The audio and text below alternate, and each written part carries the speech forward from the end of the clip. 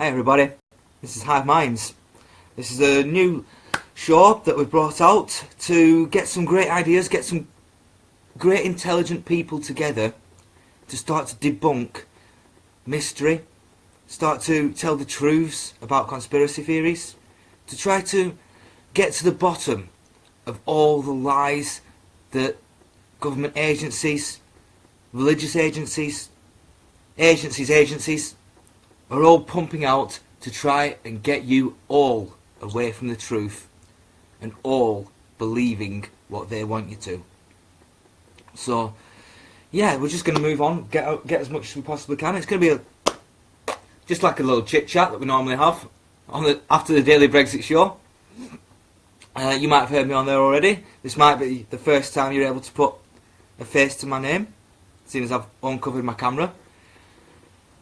So yeah, I'm Dave Wolfe. I've studied history, politics, communication studies, law, and got quite a shock when I learnt that everything I've learnt is a lie. Yeah.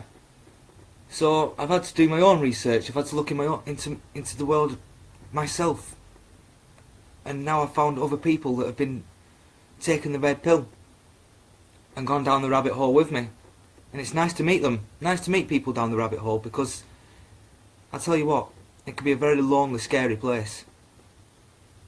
So the people I've got with me tonight, we've got Neo, the Great Awakener, and we've got hello.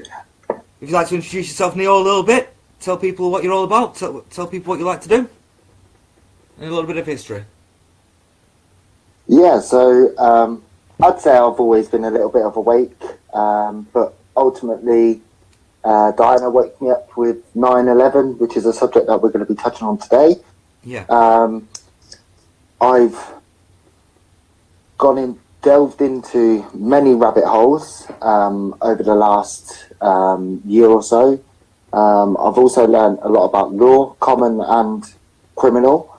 I've also learned a bit about contract law, about what or who is really running this world, and who works for whom, and who pays who. And it wasn't a site that I liked, and I took a standing and decided that I was going to help the white hats and change the world for the good, for what it's meant to be. Very applicable. I think we're all on that path, because once you see the depravity that the establishment has got, it almost forces your hand to fight against it. Any good man would want to fight this honourable fight. Yeah, well said. Now, we've also got the Sarge. Sarge is in the room with us. If he'd like to introduce himself and tell us a little bit of history. Hello, I'm Sarge, short for Sergeant Hound. I'm a former military intelligence operative and also a theologian, and have been delving down the rabbit hole for the past 10 years and hope to awaken a lot of people. Yeah, we all see 2018 as being the year of the Grand Awakening. Its time has come. There's no more conspiracy theories. There's more conspiracy facts than conspiracy theories. And once we've explored these and seen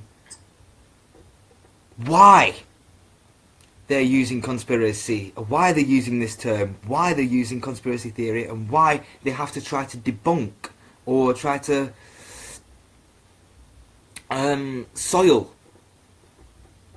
anybody and anything that is against their mainstream narrative and what they want the world to see.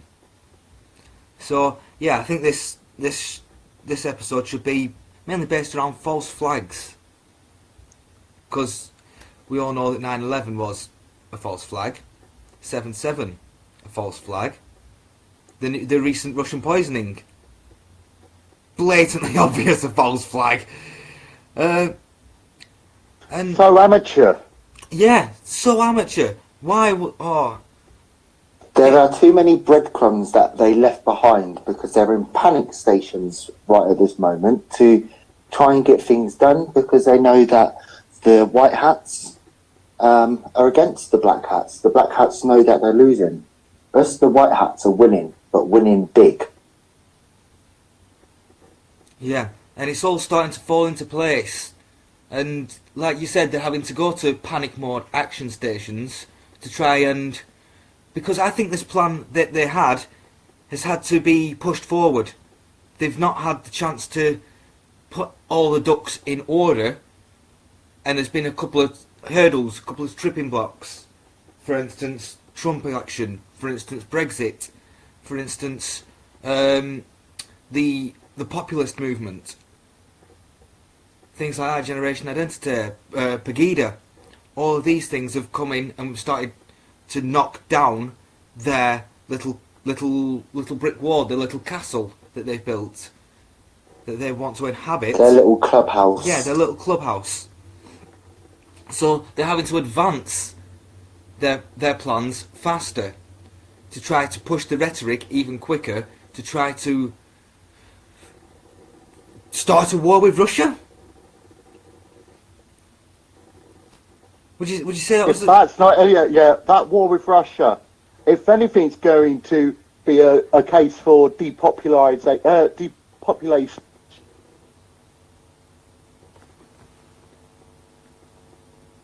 Oh, we've had a bit of a comms issue.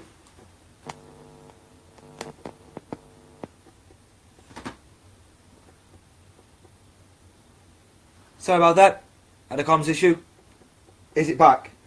Do you want me to repeat? Yeah. Yes, please.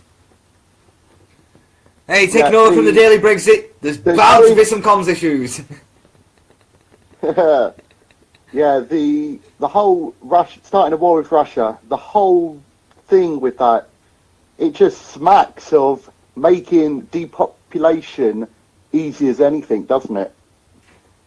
Well, it's also that. It's also the Russians have gone against the New World Order and the global central bank.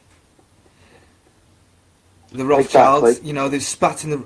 Putin has literally spat in the Rothschilds' faces. They don't like it.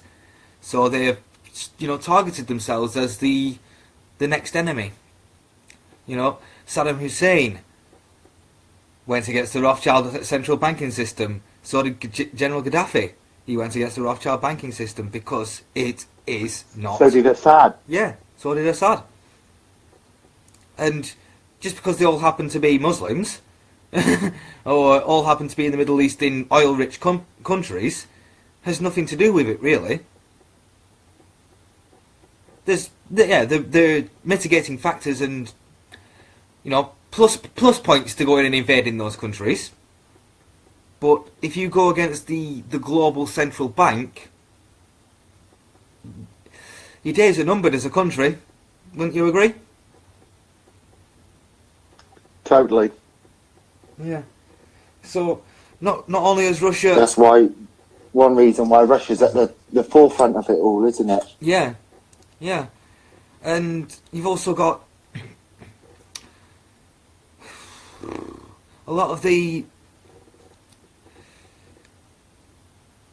a lot of it has, you know, over the past 50 years has been Russia's the bad guys, Russia's the bad guys, Russia's the bad guys. So they are quite easy to paint as the bad guys. Wouldn't you agree? They're our bogeyman. Yeah. Yeah. They're America's bogeyman. They are Europe's bogeyman. They are the deep state's bogeyman. Yeah. Definitely. So we've got the aspect of depopulation, because I know Russia have admitted that they have a plan to not use nuclear weapons if Europe attacks. They also have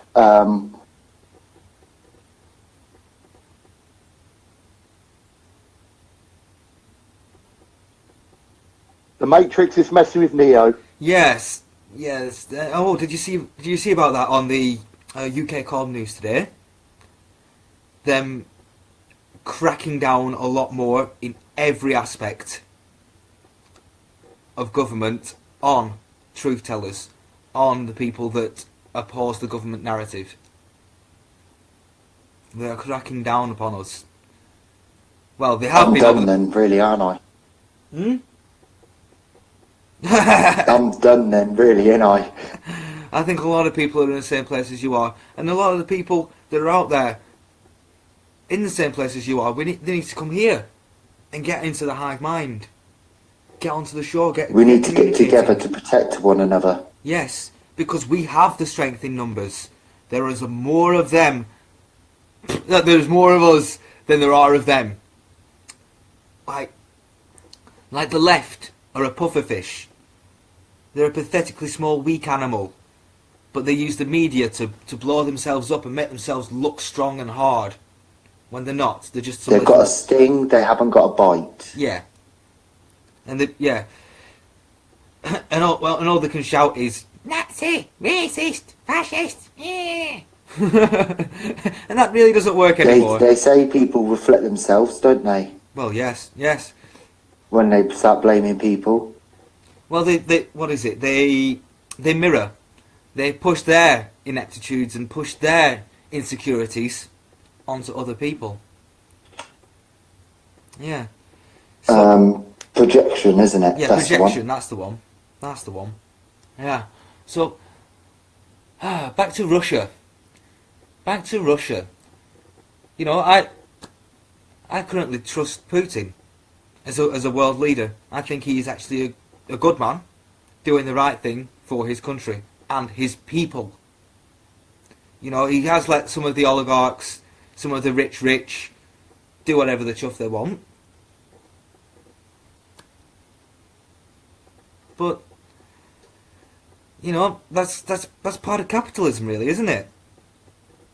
You know, the rich are going to have enough money to do whatever they want. To some point, yes, it does need to be curtailed and stopped in some way. But does the government have right to do that?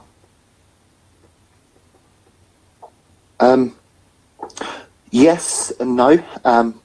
I see that we live in a corporatism. Yes. We don't live in capitalism. I see we live in corporatism. If we lived in capitalism, things would be a bit simpler.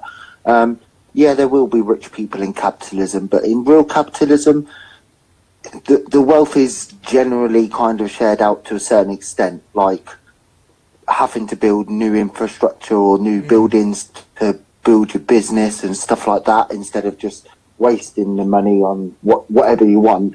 In a real capitalist world or society, you would then invest it to make more money. Yeah. But they don't do that. They invest it to get a vested interest. And hoard it. It's a bit different, isn't it? Yeah, it is a bit different. So, would national capitalism work? Where if you do earn a lot of money, you invest it back into the country and the people. Yeah, that's exactly how capitalism should really work. Yeah. By not letting people have too much money, but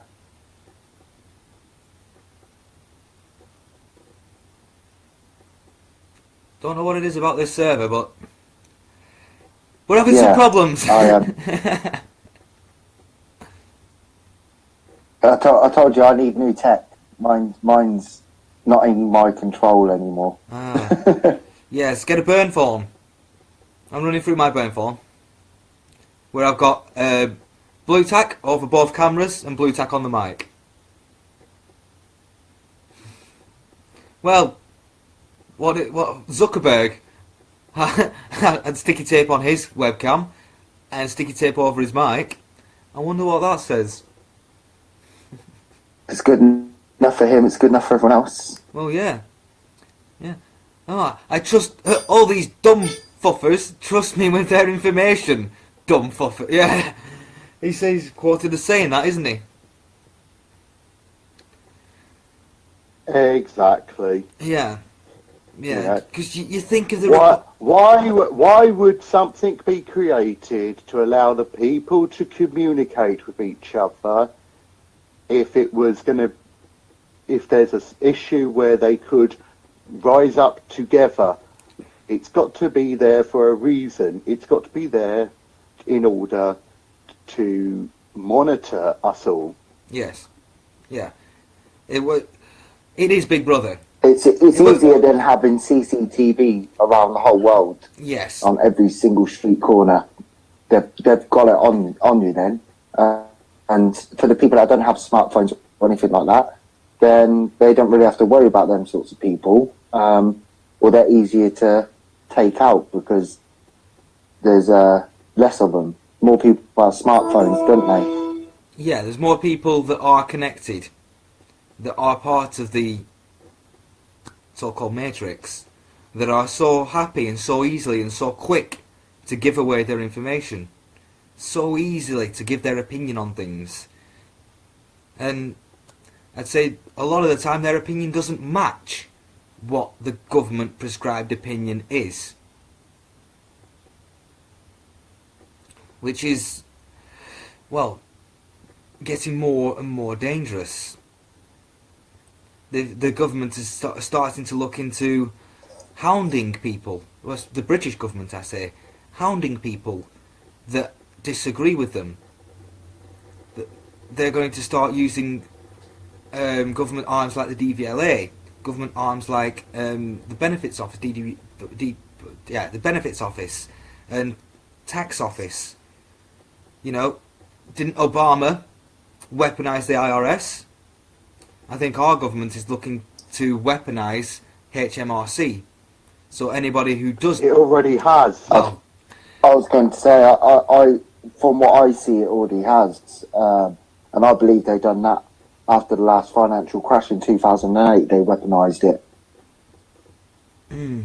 Not just that, have you noticed that it's always the conservative bodies, it's always the pro-independence from the New World Order type things, or the Natürliche Wirtschaftsordnung that they are worried about. If people do not want to be part of the matrix and are trying to fight against the matrix, then what have we got? What are we left with?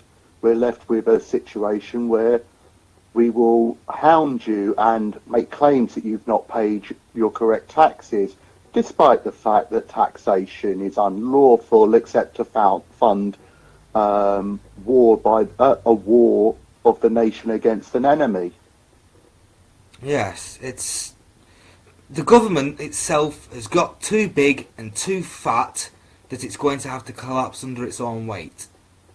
It's far too deep-reaching, its tentacles go into every aspect of your life and are suffocating liberty. But some people see it as a hug and not a suffocation. Us people, we see it as a suffocation of our liberty. Others are seeing it, ooh, it's like a nice comfy hug. Ooh, I like the government. They're so nice to me. They give me scraps of meat. Ooh, scraps of I had money. to explain today to someone. Today, someone was like, "Oh, the government work for us." Well, I was like, "They don't work for us." No. I was like, "They are above the law." Yeah. Or they think they are, and they work as if they are. I was like, one. I was like, look at all the money laundering and fraud that happens within MPs. I was like, look at, and then I played the Tim Fortescue clip where he admitted that he, as a member of the Whip's office, he used to save up favours by protecting people from debt and abusing little boys and stuff like that. Yeah. And there was like, really, Glenn? Why are they allowed to? Oh, I just did then, didn't I? Yeah, goddamn pesky government. Yeah, so I played the clip, and then there was like, oh, so why can they get away with it all? I was like, because in the Commons, they're allowed to say whatever they like, they have a free reign, and they can't be done for it. And they was like, that isn't true. I was like, go and question it then. Yeah. I was like, and you'll find out that they can say whatever they like, make anything, they can tell each other to piss off, fuck off, tell them their cunts, black, whatever. Parliamentary privilege. Goddamn Jews. That's exactly what it is. Yeah. Yeah. And there was someone gobsmacked, and I was like, do you not realise what they've been doing for all of this time? Yeah.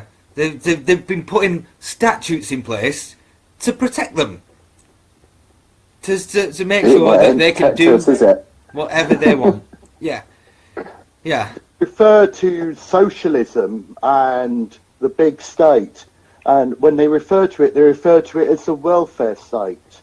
But if people are dependent on the welfare state, what do they become? Government slaves. They become slaves. Yes. So the welfare state is the enslavement of the peoples. It is the slavery state. Yes. That is what it really is. You are meant to help people when they are, through charity, to help them back on their feet. You do not make them dependent. Enslave them, because if they're enslaved and they rely on you, then they will do as they are told. And they will never rise up. This has even got to a stage where they've made all the prices so high and the wages so low that the government has to pay you a stipend. Is it a stipend? Yeah. The working tax credit. You know, oh, the taxes are so king high for everybody, we'll have to give you a little bit more money so you can survive. So you don't turn against us. Ah. Hello. Hello. Hello, we have another member in the room. Hello, Alice. Hello. Hello. So we've got... Hello, Alice. Yeah, Alice. Yes, Alice, the one that has fallen down the rabbit hole. I think that's a great term to use. Yeah, that's the one. Yeah, hi, Alice. Are you well down the rabbit hole today?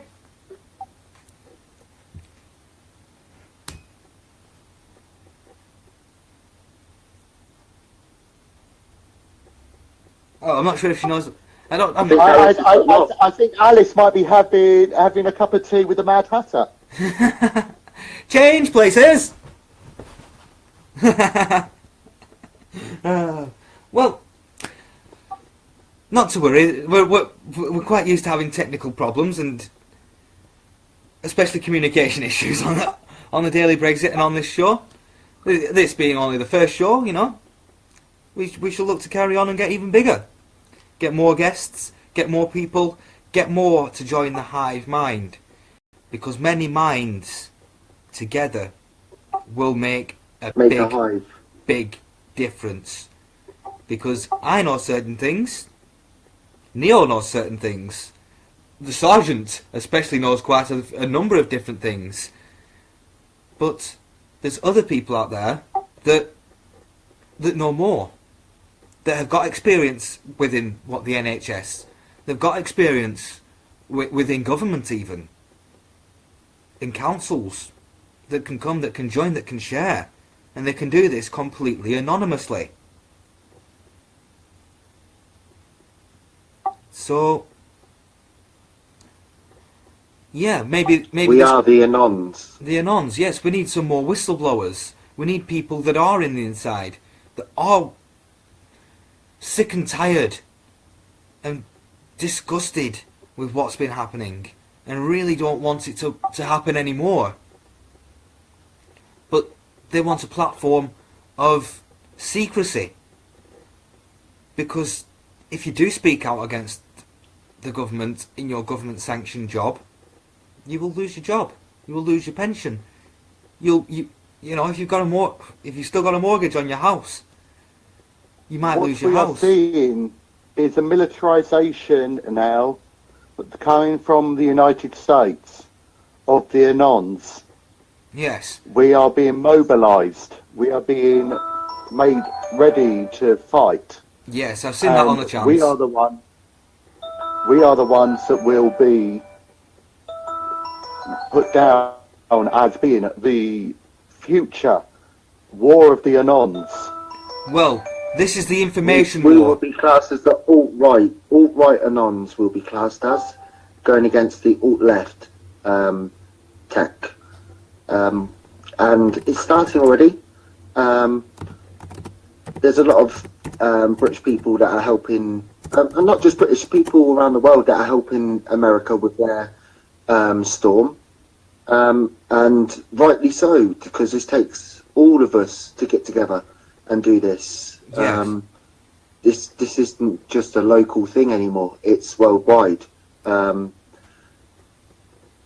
we all need to get together, people. Yes, We yes. need to most get definitely. information armed. Information is actually the key. We don't need firearms. We don't need to fight with our fists. Facts do it all for us. We can destroy these people with facts, and that's what's happening. Yes, if enough people know the truth and get together and stand side by side, the government will fall. Will roll over on its belly like a puppy. Because there's nothing they can do against us at this stage. Unity is the only way we can bring down the system. Yeah. The unity.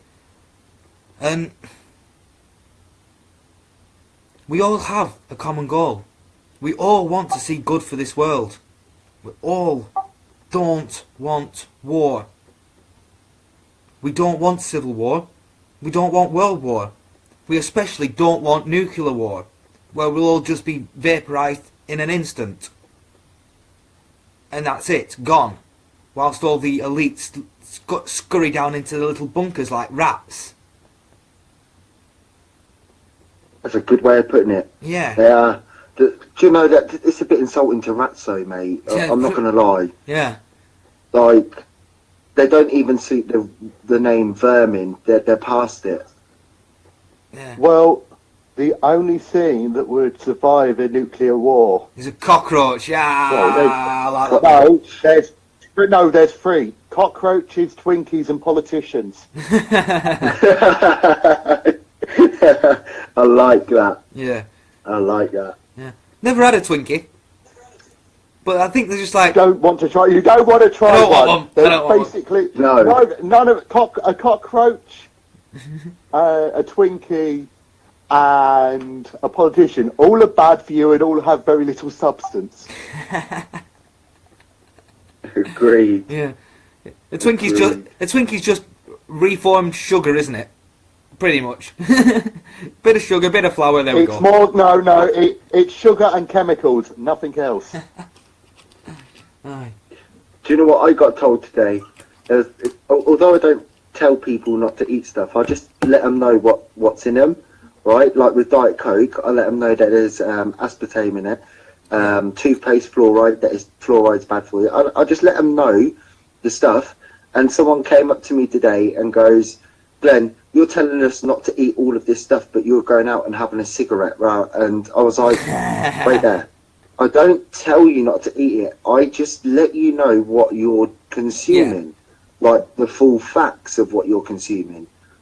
And then I let you make a conscious decision. Well, you could tell them why. And that's it. Why these And products? then I said, I make a conscious decision to smoke because I know that smoking isn't going to give me cancer. It will only aggravate what cells are in there. Yeah. And I was like, and I can run for an hour solidly, right? And I smoke. I was like, can someone who eats McDonald's all the time or rubbish food all the time run for an hour? No. And they was like, no. I was like, well, tell me who's in a worse off position. I was like, because my lungs are nice and healthy. That's true. You know, that is true. But what I'm I not said saying is... that smoking's good for you. Oh, I'm no, not saying it's not. that because it is bad for you. Well, certain smoke is quite good for you. Yeah, well, that's different, isn't it? I'm on about the cigarettes and tobacco. Yeah, tobacco Tobacco's smoke. better than cigarettes, Mm. but neither of them are any good for you. I don't disagree with that. But again, I don't smoke 30 cigarettes a day. Like, I can't even smoke 10 a day. It'd kill me. I think I smoke probably a maximum of probably about 4 or 5 roll-ups, and then I'll have a couple of smokes of an evening. That's it. Yeah.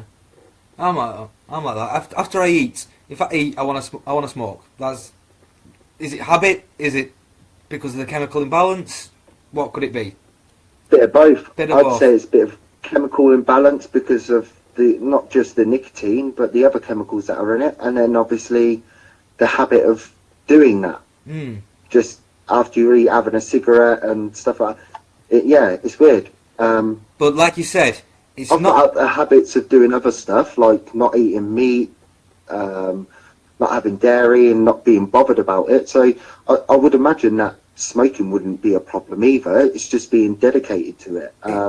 It agitates. Smoking agitates a problem that could already be there. Yeah. It doesn't And cause I cancer. would imagine smoking wouldn't be as bad as if it wasn't processed the way it was.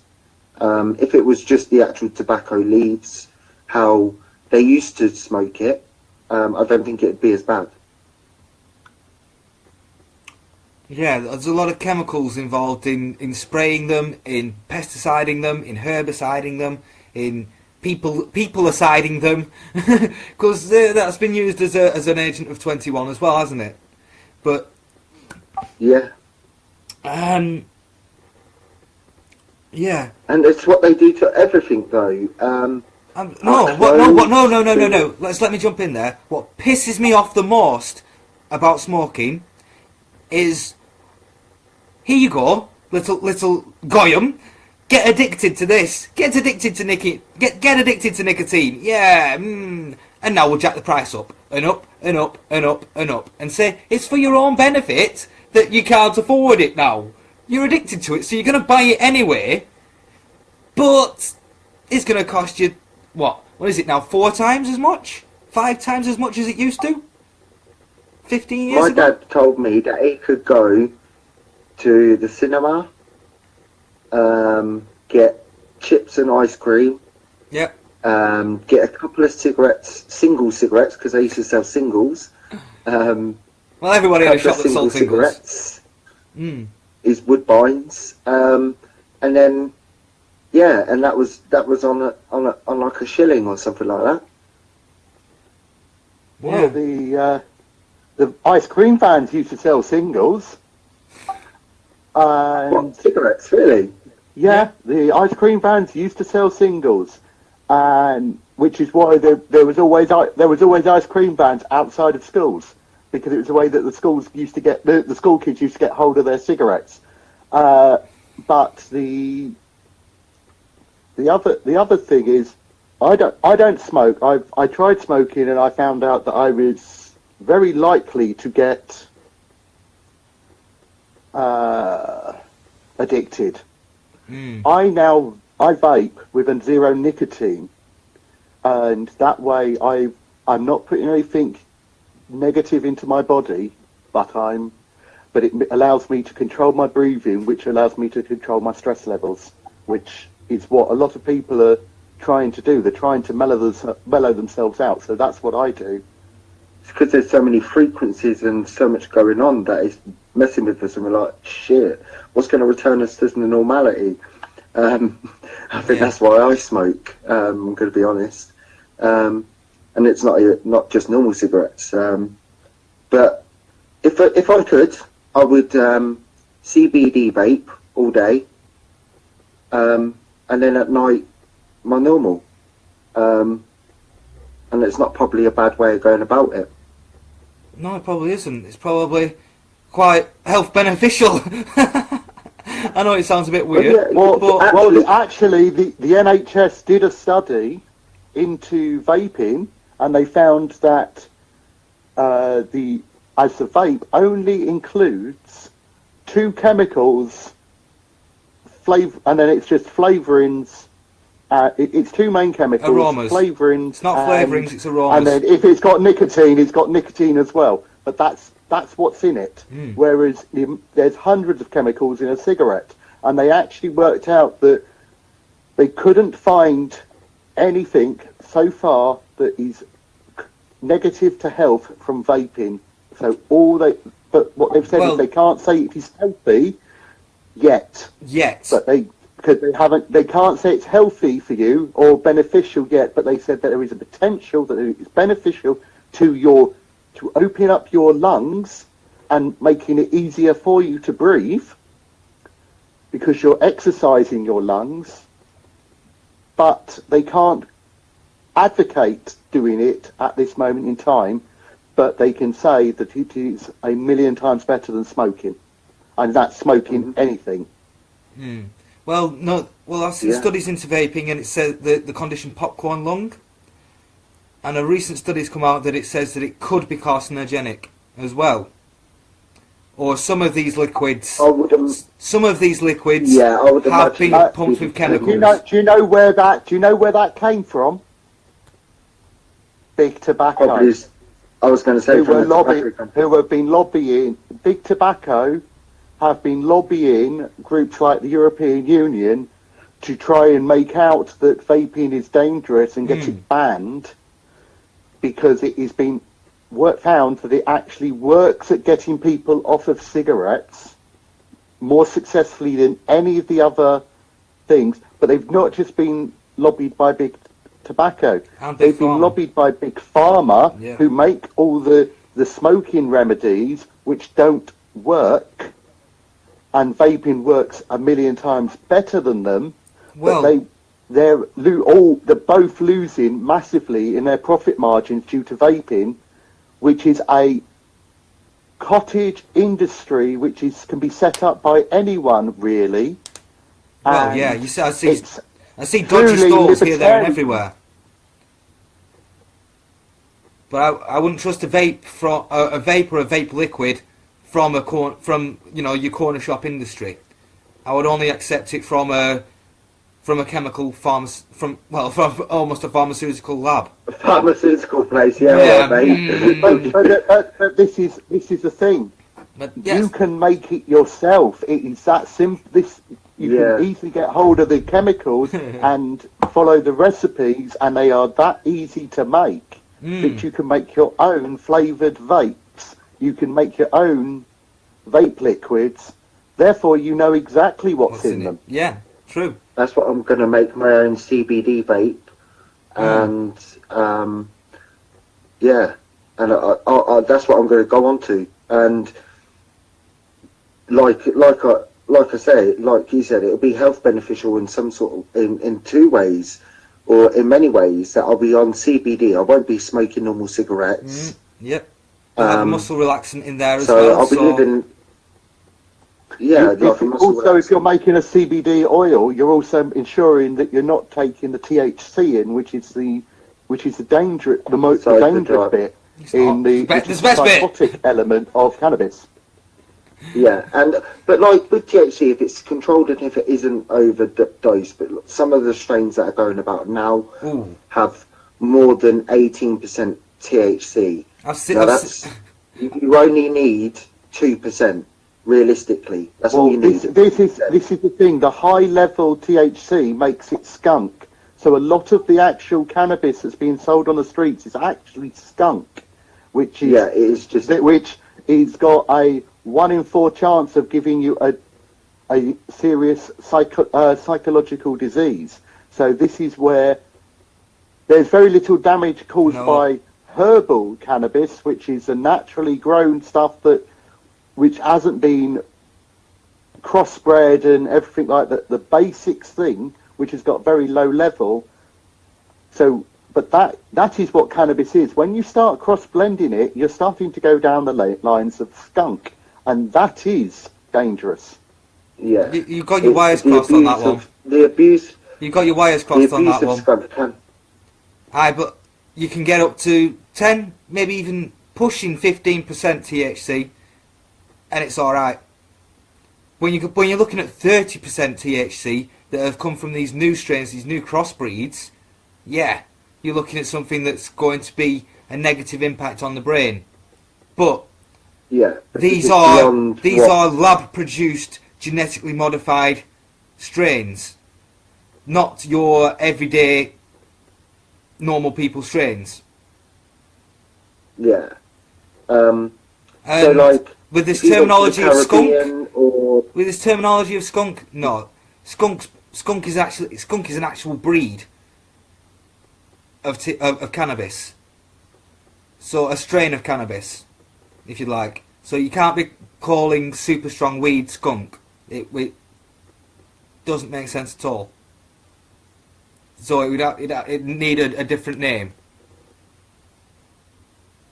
In all honesty, the actual strain of skunk, the original strain, has disappeared.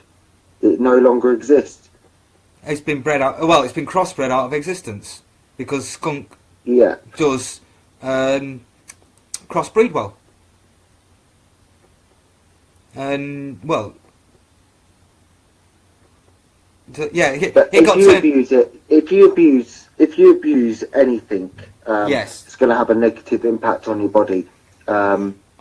It takes 3 to 5 days for the chemical imbalance from having high THC to come out of your body. I've always thought it was up to 30 days. Having any impact. I always thought it was up to 30 days. No, that's out of your blood. Yeah. That's out of your blood. But it doesn't have an impact on your system at all. It just lays dormant after 5 days. And then your body then starts pumping it all out. And then after, it actually takes a year for it to come out of your body completely, as in the traces of it. So it can be found in your hair follicles. Yes. And stuff like that. Just a question, as you guys are knowledgeable on this thing. Yes. Would that mean, though, that if you do it more often, that as you've got the residual levels, that by using high THC again, you're reactivating the stuff that's already in the body by bringing in the new stuff? Not really, no. You actually gain immunity. And the actual things die off. The THC dies off after a certain period of time. Like, so with like smoking THC, like high, it's different for high grade, and it would also depend on how much you put into each smoke. Like my friend, he only smokes little babies, so small Rizzlers ones, and he just puts a little bit in. But then I've got other mates that will roll a king size that is like got probably about £20 worth of or £10 worth of cannabis in. So it all depends, and that's where you go down the rocky road, is when you start putting large quantities of it in one go and smoking it, and then some people have one half an hour later or whatnot, and they'll make another one the same size, and that's where it becomes a problem. They see it as something that's cool rather than a necessity or something that's a benefit. And doing it like that, you build up a tolerance to it. So if you did have, so if somebody who smoked, so if somebody had smoked one of those big joints, and normally smokes those big joints, went on and smoked one of those baby joints, it would do nothing to them, and they'd be like, "This is nothing. What are you doing? You got to put loads in like this." Yeah. So with it becoming active again, if you're a casual smoker and knowledgeable upon what it does and how it all works,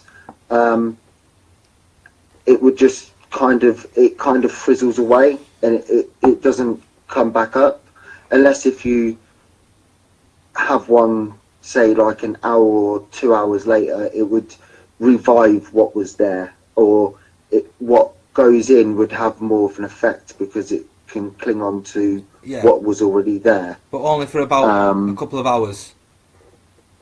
Yeah, and smoking to eating it is different. So if you eat THC, it takes about 2 to 3 hours for it to affect you. And then it can last up to 8 hours or 9 hours, some people have reported. And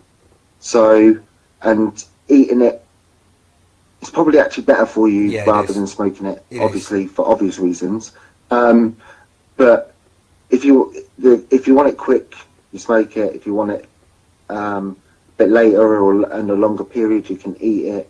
I would say eating it would be better all around. And that's just for effects for your body itself, because it gets the other parts of the plant that your body needs, instead of it just burning into the air and being wasted. So yeah, it would all depend upon the person and how they smoke it or abuse it. And I think that's probably the key word, abusing, which is a lot of what a lot of people do. Which is sad, really, because they need to be educated on it. Might it be an idea to get back onto the false flags? We've got a bit got a bit off topic like usual, and we moved on to cannabis, which is. So what did you notice about 9/11 first then? Start, David. What did you notice first that was like, hang on? Why were planes allowed to fly as they did over America into New York without getting shot down by the Air Force? Why was it allowed to happen? The Air Force knew the planes were in the sky. The planes were not on course, and they can quite easily scramble fighter jets to blow them up in the air, and they didn't. You know, you see it on movies, you see it on films where, you know, the two F-15s or F-16s or, you know, F-32s or something like that fly up next to the plane, have a look at the plane, have a look at the pilot, and then drop back and blow it up. And they didn't do that. Instead of killing a few hundred people, they killed thousands and destroyed 2 buildings. But so is that what got you? Was like, why didn't they stop it? Why was they flying about for ages? Yeah, why didn't they stop it? This is America we're talking about. They could have quite easily stopped this from happening. So, but on that note, did you know that the Air Force were actually on a training mission away from New York, so they wouldn't have even been able to reach it? Well, not the whole Air Force would not have been over the other side of the country. That wouldn't.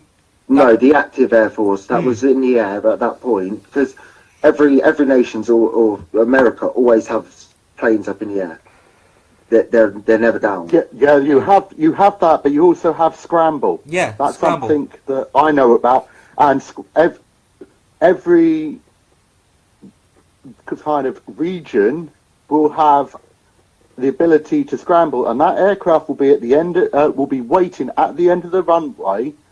The first one, it will be fully fueled. It'll actually be connected to fuel and lit to keep the fuel, so it's running with the fuel attached, so that it keeps its fuel levels up. Mm-hmm. And then, if the scramble call comes in, the fuel is disconnected and it goes as quick as that.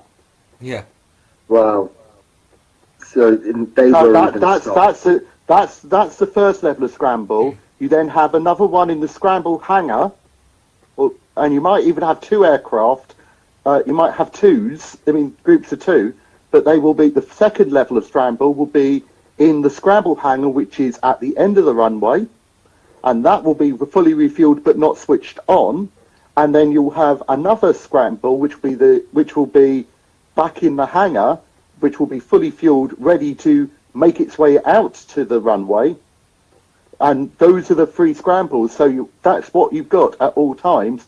We have that in the United Kingdom, and with the the force of the American military, I would say that they probably have the aircraft flying at all times, purely as an additional level of scramble.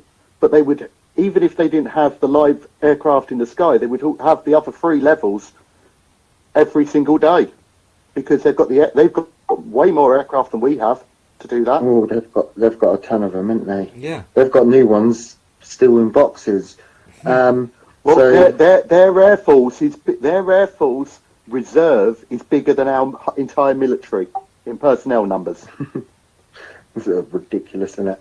And Trump's only making it bigger. I love it. I think it's an amazing thing. And I just want to welcome Carl Stephen. 2 seconds. Good evening, everybody. Hello, how are you doing? Hi, Carl. Yeah, we're doing well. We're doing well. We're having a new show. Well done. Yay. He didn't see our messages. I caught it on the phone today, seeing what you were doing with Ollie's post, and I've shared it and reposted it. But yeah, well done, lads. Absolutely well done. Fantastic. Yeah. Well, it's one of those where we all get together, we all have a chat over the day of Brexit, and we all, we've got this great little community of, like-minded people, intelligent people, and people that know. And Of the diversity between us, so to put all the bits together between the lot can make a jigsaw puzzle work well, can't it? yeah, like we just discussed with the 9/11, what woke me up about it was why wasn't it stopped by the Air Force? Then Glenn came in saying that they were on a training mission at the other side of the country. And then the Sarge says, Yeah. this is the military intelligence of it. So they were ready to scramble and ready to go. But we're told not to. Same thing, but with the Pentagon getting hit as well, and how it got hit. And then when I started seeing the other footage for the 2 towers going down, you saw Building 7, wasn't it? Yeah. And how that imploded. Yeah. It's just there's no way a small fire For me, started it that in was- the front of the building to make it collapse and implode the way it did. Yeah. Yeah. For me, what made me aware was start to think about it was the Pentagon, and with looking at how things are now, we know that the military has not been supportive of what's been going on in America. So But when the Pentagon was hit, the biggest problem they had is all the information on where did all the trillions of dollars go was going to court, and they put all the information in the same part of the building exactly where the plane hit. So it couldn't go to court because all the information which the courts were demanding had disappeared. Funny that, isn't it? Exactly, and I think this is what where it comes to present day. It was the military that went to Trump to tell him to stand, who had been observing him and viewed him as the only person that could do this.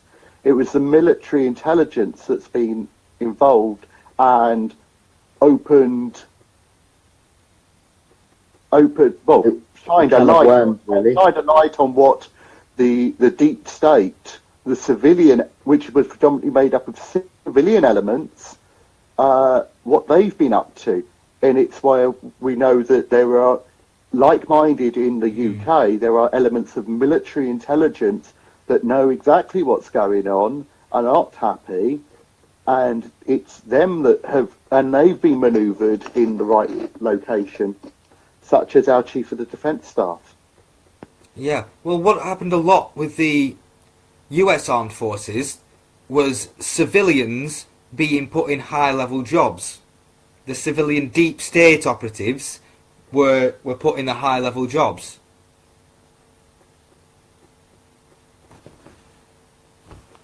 Oh, having comms issues again.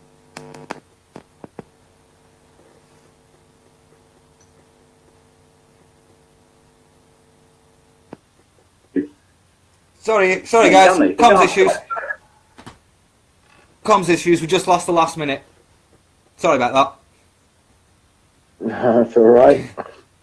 So the thing that got me was the fact that the way all the buildings fell down, with a plane hitting it, I was like, a plane brought down that building, like the world's strongest building ever built.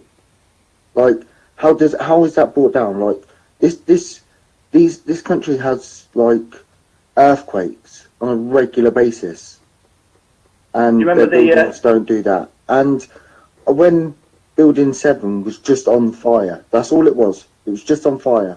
No plane had hit Building 7, and then BBC reported it 20 minutes before it even happened. With it in the background, yeah. With it in the background, and I was like, "Well, this don't make sense." And then I was like, when they reported that there was just a passport left, I was like, so there wasn't even a bit of a wing anywhere. So not even one speck of a wing anywhere, but there was a passport that was just singed. Clean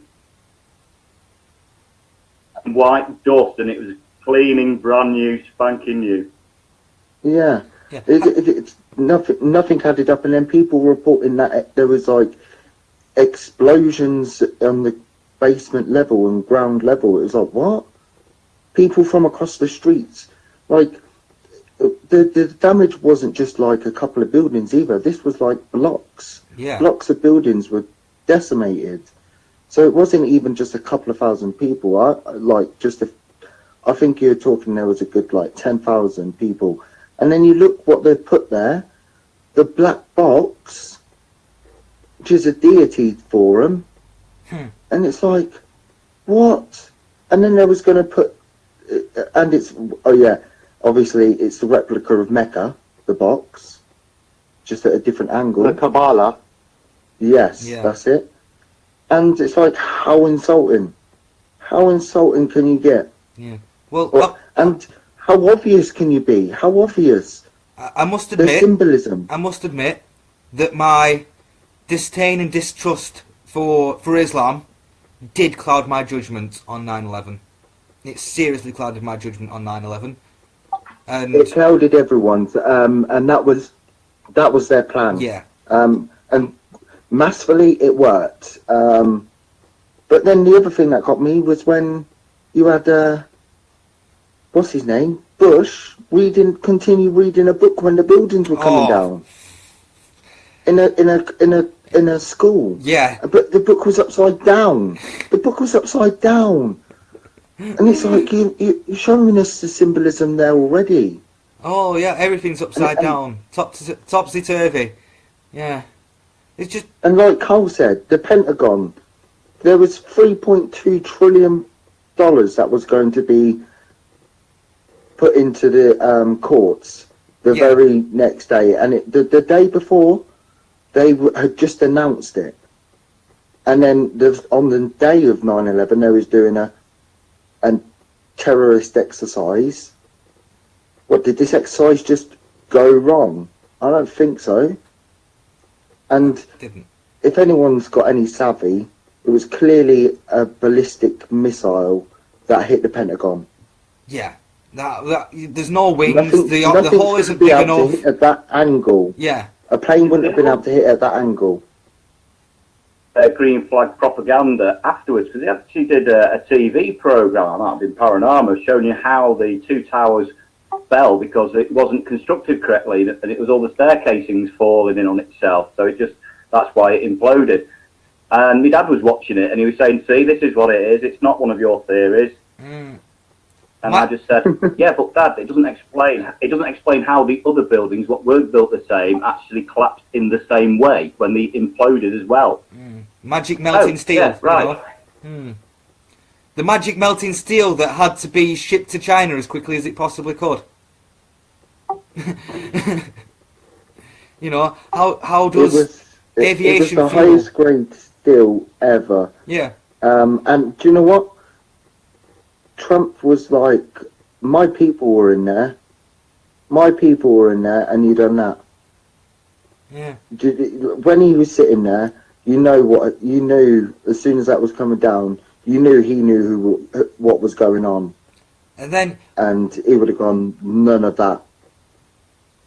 Yeah. What the key thing that got me away about Trump, if you've looked at the documentaries, how he respects and knows the names of all of his staff that work for.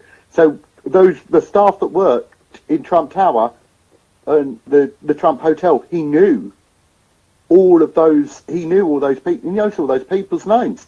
Even the cleaners. He knows all the cleaners by their first names. He, when he was walking around New York one day, there was a lady that was on the streets, living home. She was homeless, and Trump let her live in the hotel, eat everything for free, and she went and done work for him, and that's how they done it. I've also heard a story of Trump. Was that not Jennifer Lawrence? Not Jennifer Lawrence. It's a black lady. Yeah, not. There was a singer, wasn't there? And there was a singer that he did this, and she wanted to make it big, but she was completely homeless. Some singer, and she actually, everything that she has now is down to the fact that Trump put her up and funded her. He heard her sing and funded her musical career, and got He her believed in her as much as she believed in herself, and he gave her a hand. Well, you know, I've also heard a story of him He's an jumping out amazing of his guy. limousine and stopping someone from mugging someone. Yes, he did. Yeah, it's That- when you're a in multi-billionaire. 1994 that was. When you're a multi-billionaire, you don't. Well, you don't risk it all to stop some mugging. It's madness, but he did it. That's sheer bravery. That's sheer heart. That's Patriotism. patriotism. Yeah. Not just that. Think about this. He's actually gone so far as to say today there is no way that the Second Amendment is going to be repealed. It can't I be. am not doing that to you. It can't be. It can't It's be. not going to. I'm not going to allow it to happen.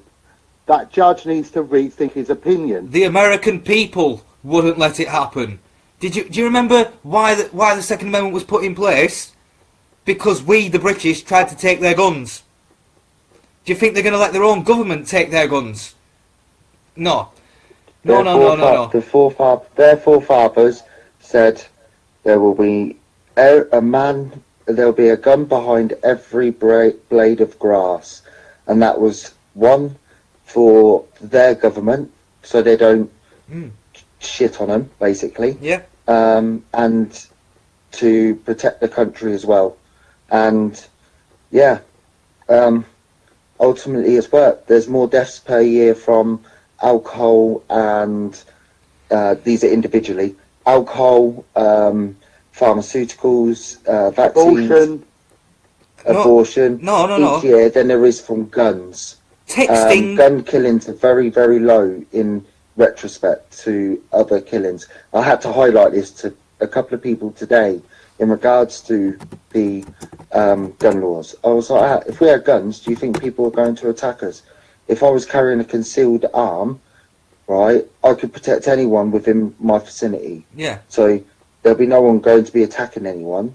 It'd be a safer society. And then I explained Switzerland, and they was like, yeah, but look at the lifestyle they have. I was like, exactly, because they have guns. I was like, obviously they're protecting the bankers, but no one attacks them. They're never in a war. You see, the government doesn't understand that there's more good people than bad people. Now, if you give all the good people away to stop the bad people, that number will reduce dramatically. And here is the wording: a well-regulated militia being necessary. Hear that? Necessary to the security of a free, I repeat, free state. The right of the people to keep and bear arms shall not be infringed. Yep. Amen. So you cannot, and therefore, if you want there to be in a state where there is freedom for the people, they must be able to be armed, and that ability to be armed may not be infringed upon in any way, shape, or form. Do you? I said to people today, I was like, I can't wait for us to start bearing arms again in this country. And I was like, what? I was like, oh yeah, we're going to bear arms again in this country. But yes, it will be regulated exactly like it is like in America. We'll have a national association for a gun association, and it will be military run. And that's how it's going. How I see it should be based. That the military run the guns and everything, because who better? They handle them on a daily basis. Makes sense. Yeah, it does.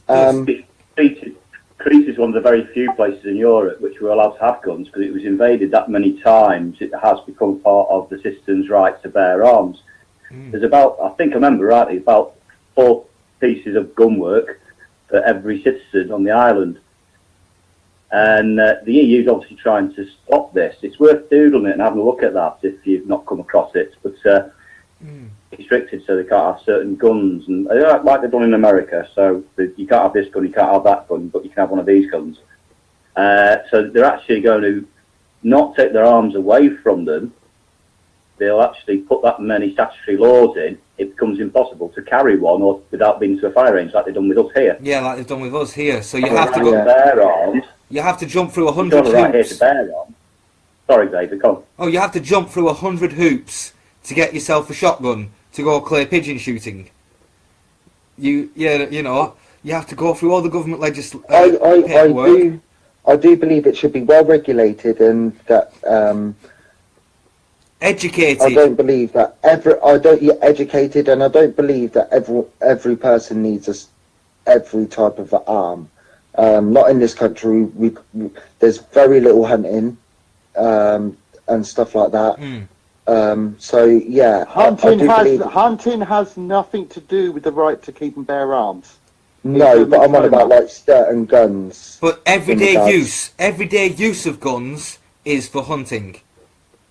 That is the everyday use for a gun, or target practice, or how much fun is it shooting a gun? It's exhilarating. Well, does anybody here know the wording? Rush. Anybody here know the wording? I actually have here, since before the Norman Conquest, the common law obligation. So it's not even a right, it's an obligation. Has been here since before the Norman Conquest. It was a requirement for each man to arm himself as best as he could afford, suitable to his condition, and training preparation for the call-out should it ever come. The time and effort weren't wasted because if the ground wasn't in peril, there could and would be threats to the peace closer at hand. Is that the actual wording of our Bill of Rights that states that we have the rights to bear arms? Because I would that's actually on a legal state, which is actually talking about how we have the right to keep and bear arms, and it's been hidden in plain sight. Oh, should drop that link into the chat thing, the general chat. That'd be a good thing to look at. Yeah. Because, to arm yourself to the best you possibly can afford, if you can't get hold of a gun, if there are no guns legally purchasable in this country, then you can't get a gun, can you? But you can get a bow or a crossbow or anything like that. Well, this is the thing. If you all remember your history, what was prohibited during Tudor times by Henry VIII? The playing of soccer, because, as we're going to call it, because there will be Americans listening to this as well, so make it clear for them to know what we're talking about. Football. They banned the playing of soccer because... Yeah, football. But they banned it because it was interfering in people's archery in their longbow practice. And every man of age, and of age was any teenager, had to, every Sunday after church, go to the archery field and practice their longbow skills. It was not even a, if you feel like it or this, that, the other. It was the law that you must do this. Yeah. You must practice your skills. Well, Legislation about having crossbows now. When you said that you didn't have, but I'm sure my friend, we had like a gun one crossbow and had bolts for it, so his kids were used to play with it. But I remember the legislation coming in. They've restricted bow. You can have a standard bow, but crossbows are treated as a firearm. So, but it is treated as a firearm that you can lawfully have, but you need to have permission and a reason to have it. So yeah. it's one of those where they are infringing upon that right, but they are still to this day you can buy yourself a bow and no one can do a damn thing about it. Well, and you can walk through the town centre with a bow. You can't. A standard bow, like a long bow or a compound bow or anything like that. But you cannot get the arrows that would be able to be used for martial purposes because the arrowheads are illegal. Ah, so you can only have right, okay. You'd have to make your own. No, you can We'd have buy to them. make our own. We'd have to become blacksmiths again. No, you can buy them online. You would have to make your own. No, you can buy them online, but you just can't have the parts connected. So you can have arrowheads in one part of the house and arrows in the other part of the house, but if you bring them together, that makes them illegal. Yes, That's almost if you stupid. notice that you It's have the bullet head stupid friggin' don't you? legalese. now. Hmm? The At the arrows time, they're all talking each are other. bullet head rather than tapered into sharp Blade heads. triangles, Yeah. like as a hunting head. Yeah, they're just rounded, so they can pierce. They can't That's pierce. right. They can just bounce off things. You know, they can pierce through maybe a layer of cotton into some straw, but they can't pierce fully. Did the same with the lead pellets for the air rifles and guns because they made Prometheus pellets, which were the pointed ones, Yeah, illegal. tiger tips. You could only buy the round flatheads. Mm. Yeah. Yeah. But at the end of the day, you'd have to be a good cracking shot and get them right in the eye to really do deadly damage with an air rifle or an air pistol. You know, Obviously, yes, you're shooting pigeons, David. yes, you know, the lead, I'll tell you what. the lead in A it, yes, gas-powered poisonous. 2-2.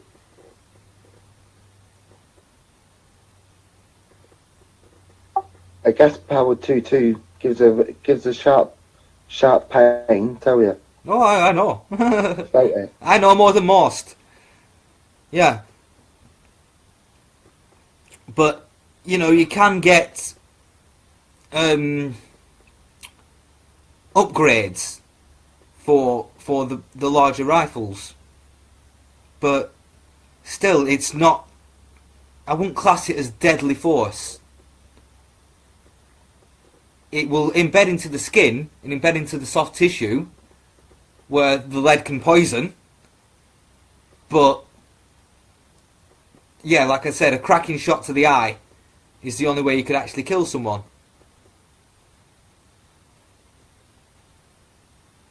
Tom White points out a good point in the comments. He said, just put a cross in the tip of the bow without an arrowhead, and it will split when it hits the target, and it'll do well. Yeah, it could do a lot more damage. Well, a lot of the Middle Eastern countries, back when they used to fight with bows, used to have like trident tips. So it would pierce the skin, and then the trident would split and open, so you couldn't get the actual arrowhead back out. If you get what I'm saying. So Yeah, I've actually found the wording. Quote it, please. We'll all be Give me a quiet. few. Give me a few seconds. I'll read it actually off. I'll read it off the legislation. Yeah. Because When we this get would be the nice to hear. When we spin the subjects around, can we bring it on to you, Kip? And I would like to know people's opinion about Bill Everidge stepping down to Gerard Batten, and so there's not going to be really a leadership. It might be a one-to-one. So We'll do that. We'll drop that in at the end. yeah. thoughts on it, really. It's just a bit of new news today, isn't it? And we have spoken to Bill, haven't we? So I think might be able to. Well, we'll do a daily Brexit section next, okay? So we'll do something more with UK politics and the Brexit debate and Brexit non-negotiations. After we've We'll go on to it after. We'll go on to it after this for the last half an hour of the main part. Yeah. Because it'll be quite good to get onto. Yeah, current affairs, because we're dealing with the past and the possible future at the moment, and not with the current. Yep. Because Is everybody ready for me to quote the Bill of Rights 1688-89? Yes, please go ahead. Quote me happy. In relation to subject arms, that the subjects which are Protestants may have arms for their defence suitable to their conditions and as allowed by law. All that the Bill of Rights 1688-89 did was restrict the rights of papists to keep and bear arms, but it reiterated that the Protestants were entitled to keep and bear their arms, and You might just went there. If you want to say the last bit again. sorry, I was just moving up. And by causing several good citizens, being Protestants, to be disarmed at the same time when papists were both armed and employed contrary to law, what the Bill of Rights actually states is that we all had the right to bear arms, but due to the actions of the Catholics, also known as the papists, in this legislation, they had their rights restricted, and they stated that while they would continue, as the papists continue to be unlawfully armed, they would it would be completely contrary to law to disarm the Protestants. So the whole attitude was that good subjects must be able to keep and bear arms, and that is the latest amendment by that is constitutionally valid. yes, I did hear, so it's a bit blasé, but wasn't it after the Second World War, the government here was worried about an uprising that happened in another country, civilians allowed to have guns, and because people it wasn't the Second World. it was the first. It was after the First World War. Thank you. The issue was the First World War. In 1920, the people marched on Buckingham Palace to petition their Queen, as was their right. Yep. And they bore arms when they went to petition the Queen. As such, the government then wanted, at that point, to try and disarm the people, but had to put it on the back burner due to World War II coming about. After World War II, they then started with the restriction of ammunition and the restriction of certain types of arms, as people were no longer able to get ammunition for those types of arms. Then they no longer need those types of arms because they can't fire them, can they? And it progressed and progressed until the current Unlawful Firearms Act. Yeah. So only the criminals have firearms. Yeah. Well, and French coppers were the ones who gave the legal guns to the criminals out the back door. Well, thank you for that. My IQ's gone up by 2 on that. I didn't know that. Thank you. Yeah. So it's an inalienable right for a British Protestant to bear arms, and it's just statutory law that has taken it away from us. Soon, might be calling that racist soon. You're criticising a religion of an ideology. Yes, but we could easily use the Equal Rights Act, the Human Rights Act, and all the equal rights legislation to amend the Constitution by saying, well, it should be fair to all. So what we're going to do is rescind the part that it may only be Protestants, because we can't rescind the rights of the Protestants, so we'll expand the rights to others. No, I think it should stay with Protestants. I think it should stay with Protestants. I have to laugh at that, David. That's funny. Well, I was christened a Protestant, so... He makes a valid point in current... I may have been christened in current climate. Protestant, but I'm now a pagan. What happens to all the atheists, then? They're not allowed to have a go.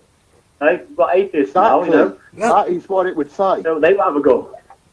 Go to church, get a little water cross put on your head, there you go. Boom, you're a Protestant. Well done. It's like having a kid and getting a child christened these days, that, isn't it? Go to church, trying to get them into CV school, or have to go to church for a few Sundays, but... Hey, you know, it's a more agnostic sort of approach to it. Well, if there is a God, I might as well be, you know, what is it called? You're talking about Pascal's wager? Yeah, you know, might as well. Well, what's the worst that can happen? You get some holy water put in a little cross on your head. What do you do? You're absolved of your sins. Woo. Thinking through the thought, imagine if that happened. Imagine if it happened and everyone had the right to bear arms. I wonder how many people choose to do it, because we're all quite passive these days, aren't we? Because we haven't really been to a war generally, and we've been quite safe, haven't we? I'm there straight away. I'm literally knocking on the front door. Yeah, before it opens. I think I truly believe there would be camps outside gun shops for the 7 days before they opened, like they do for computer games and stuff like that. Or the next sale, there'd be it'll be all of us. There'd be camps I know for a fact there would. We have a local veterans charity shop that is supplying people with BB guns and crossbows and bows, just so that the elderly and people in just the general everyday people can feel safe in their own homes. Yeah, most definitely. So if we return to our constitutional rights, all those people who've gone and got themselves a BB gun or a bow and arrow or something like that would go and get themselves a gun quick smart. Could you imagine Antifa and the lefties trying to oppose us? Antifa, dickheads, come and try and kill me now. I won't even have to fire it. I'll hit you over the head with the gun, and you'll go sleep. The problem in the US is that Antifa don't carry their arms, but there was an expose, and a lot of them are keeping their guns in the boots of their car with the boots unlocked, and telling them that if it all hits the fan, to go to the car and get the guns and grenades out of the boot of the car, but it's so that they can't get done for being part of this being involved in the disruption with the firearm, because they could, if they had the firearm and were doing that, they could then get prosecuted. Well, I've seen for having the gun and lose their right to bear. Well, I've seen on Infowars, Owen Schroyer. Sorry, Dave.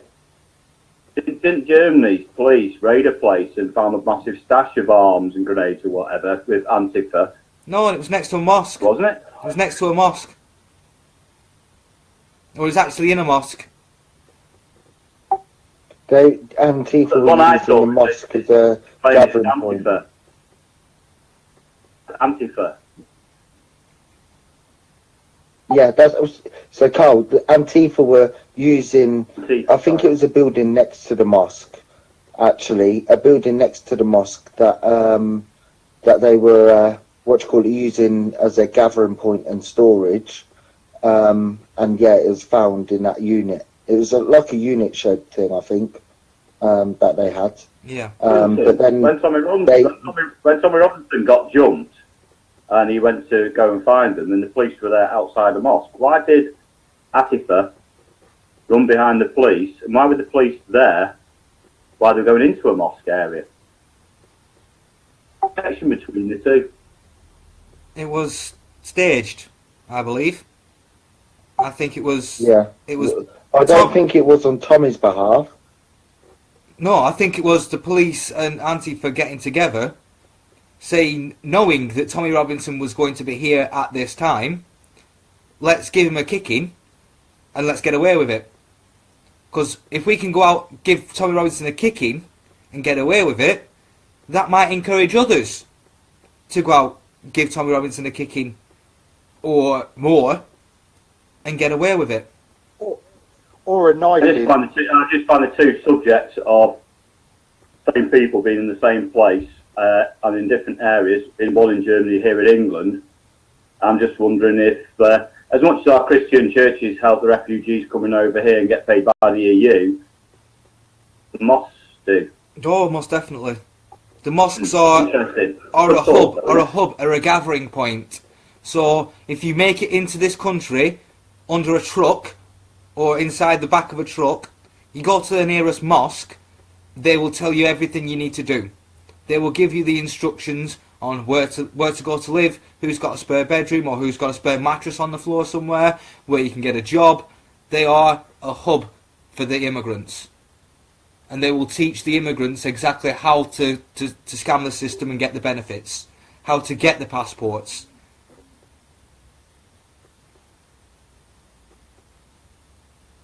Oh, have I lost you again? Oh, yes, I'm thinking about the London connection between the two and where they're putting it. So I'm just thinking it's a bit strange that Antifa pops up in my mind about armoury or causing violence and being protected. I do actually see active that they've actually found this nasty side of this left-wing, whatever you want to call it, horrible group of people. Understand it when people are going on peace marches, that you have these two groups of people determined to make trouble, when most people, like-minded, are passive. And they're just going there to show solidarity and strength behind a movement. Whereas, you know, a movement against terrorism. Wait, listen. A movement against terrorism. And these Antifa have set up a counter-protest against the anti-terrorism.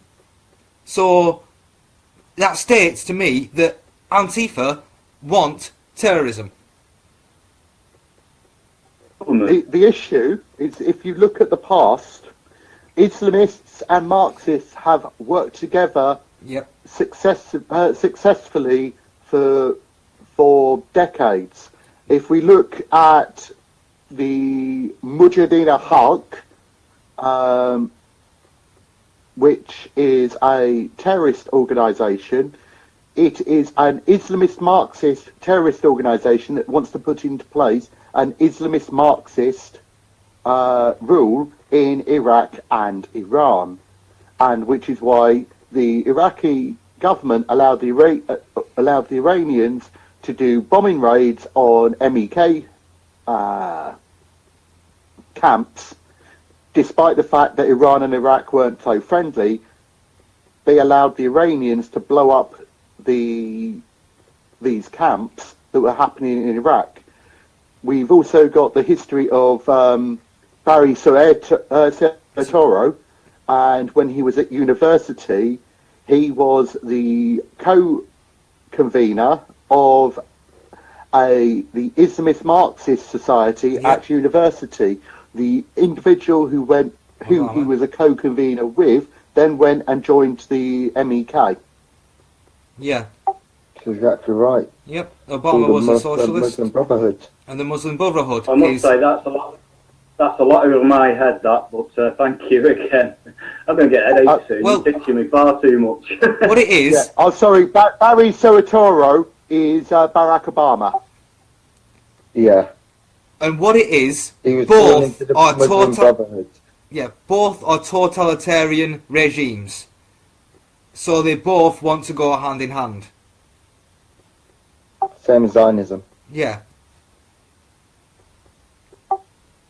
Just a thought. Go ahead.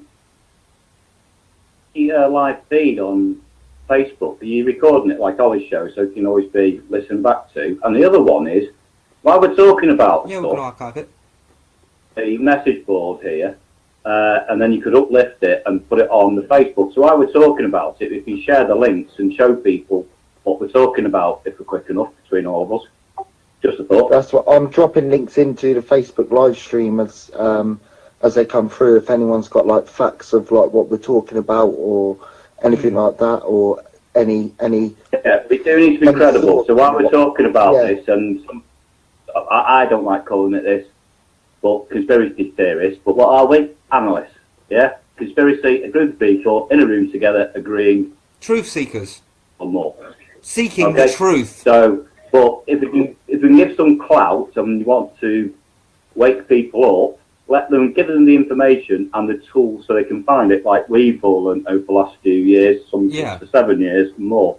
Well, that's it. We're here to open people's minds to the questions and have them questioning things, so that they can go away and do their own bit of research and look into it and say, and even if they say, well, these lot are talking gibberish, but I'll have a little look and see what they're talking about.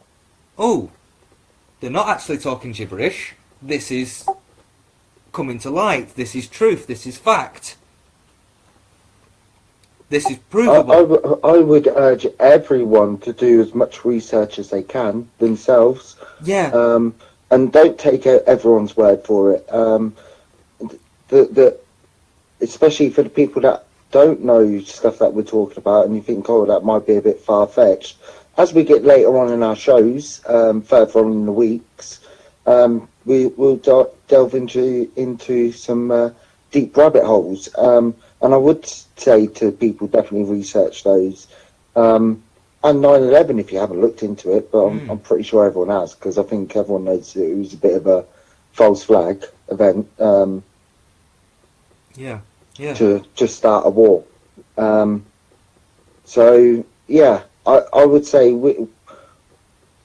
people that come into this Discord have well researched or well exposed to what's been going on. So we're quite in a position where we can just openly talk about it, and we don't have to always pass on information continuously to others. But as people in the live stream, we will pass out information to you as and when we bring it all up and bring it to source. So I think today's been a bit of a kind of just a casual one. Yeah, dipping the toe in the water. And I think what we're doing. We could do a truth or not, and when we find fake news, we can sit there and actually tear it to parts and put up to people, so when they've seen it, they know it's fake news, or at least they've debated it with somebody instead of just looking on the phone. The thing is... Yeah, exactly. The thing is, research takes time and effort.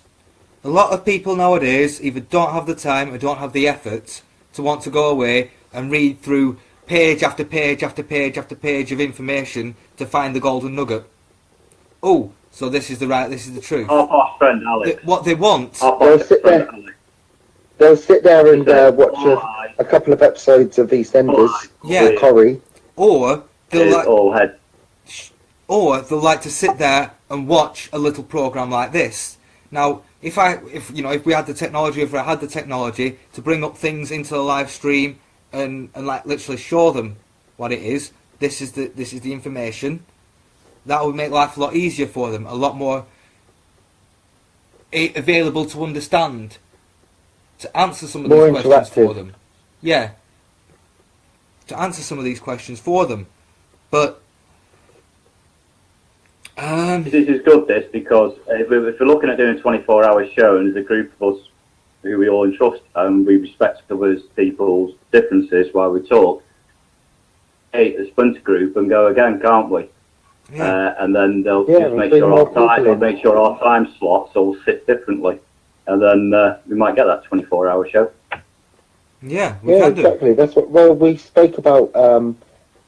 Well, Ollie's in on the Discord, like on this server, so he can always jump in across and bring up our Discord onto the system, he's part of the show, and we can have it streaming on our part of the show, and we can stream Ollie's or share Ollie's. So yeah, it can work intertwined. So yeah, it could work well. Just communication's key.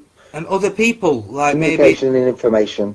maybe Alex and other people can get onto this as well, and maybe form their own show, so they can do a different slot to us. Most definitely, they'd be up for that. You would actually, They also do a show as well. Mm. you need one person to be in control of it all, though, because No. if someone starts being too radical or too taken off, because it reflects on all groups of people. This is a free speech. Yeah. Well, This is free that's speech. Carl, If somebody wants to be why I've radical, got it. I'm controlling this Discord, so it ultimately lies down to me. So I can kick whoever, I can bring people in. So yeah. but the thing is, this is free speech. It'll be a well-controlled. Yeah, and it's free speech. This and is free that's speech. So if ultimately- somebody does come up with a radical idea or a stupid idea, we'll tell them it's a radical, stupid idea, and this is why. Bang, bang, bang, bang, bang. There you go. It's a radical, stupid idea. Now do you understand why it's a radical and stupid idea? And you have to put that idea either in the bin or on the back burner. That's what free speech is all about. I think the best one, when we have a certain friend who can be radical, is when we actually put the question back to him one at a time from the top and went through who was in the green room chatting together. And we all asked him a specific question or told him how we felt about it. Mm. And so if we do get someone radical, then who's been able to speak, I think Lynn's coming on. Hello, Lynn. Well, Yeah, the thing is when if people have completely different views to us, but they believe in the same sort of thing, but they want a different kind of utopia, sort of thing. We can get the reasons why, and maybe we can help him understand why it wouldn't be a good idea, and whether he's still got the same views or anything. Them sort of different people who have a different perspective, all who are awake, they'll also have a great input into it. So free speech is free speech. We can all disagree with certain aspects of certain people's opinions, but we can't say, "Oh, your opinion's invalid," because it's their opinion. Yeah. But we all have to have. We live in a democratic society, so the majority would have to have the same sort of mentality, and we know that's not the case. So we have to kind of bear that in mind as well. And we also have to have an open mind. We all have to have an open mind to other people's opinions and ideas. Because as soon as we close our minds and only stick to one dogmatic rhetoric, we all lose. It may We be return back to sleeper. It may be a hive mind, but it doesn't need to be a mind where everyone shares believes the same thing, because that's what the mass media wants us to believe, because that's what they're trying to fill us with propaganda. If we start doing the same thing, we're just as bad as them. Yeah, they want us to conform to stick to the narrative. This is your little box. Stay in your little box. don't think outside of the box. Yeah, and We'll only put stuff into the box for you to think about. we're running on perspective and opinions upon facts, and if people don't have the facts or haven't researched the facts or done any due diligence, then we have to say, well, it's hard for you to have an informed decision on something that you haven't researched or actually been informed on. Or have And I think that's experience key. in. And I think that's key. Yeah, and that's exactly it. We can explain it. We can explain it in a different way. Yeah, I like that. But there's also personal experience. You know, facts are facts, Right.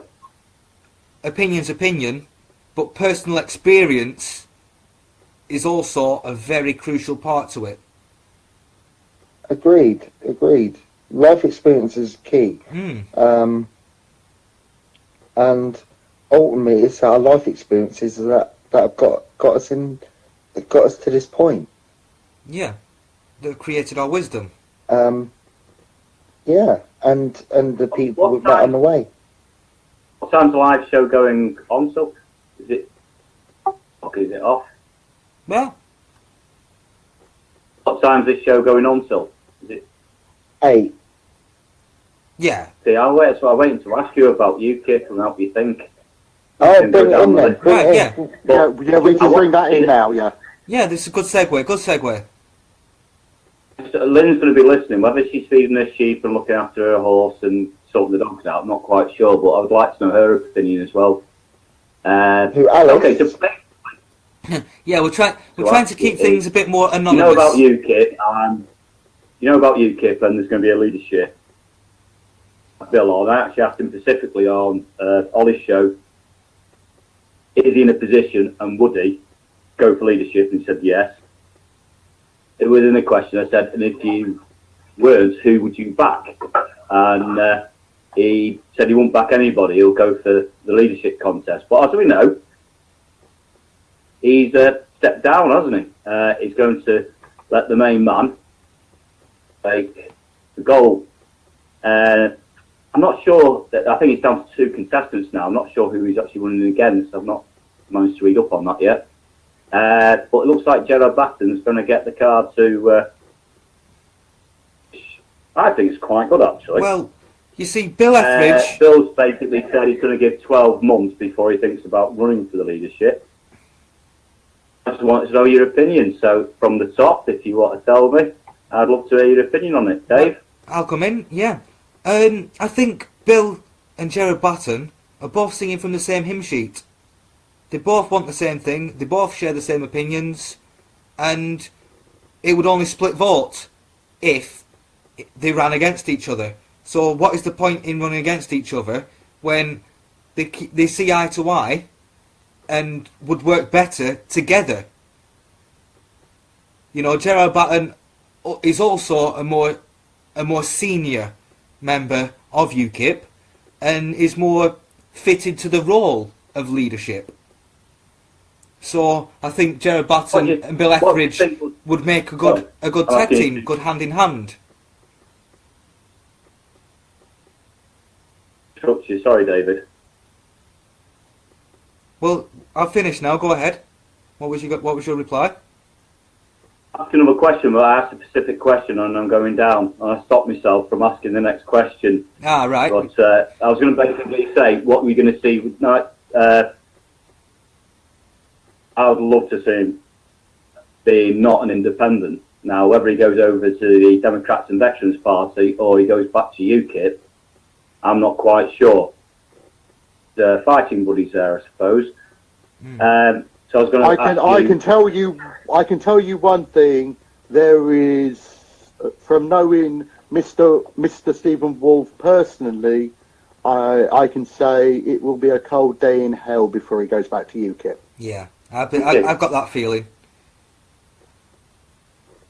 He was. All right. He was subject to intense bullying, defamation, and collusion against him within the party and that's why he has nothing to do with them.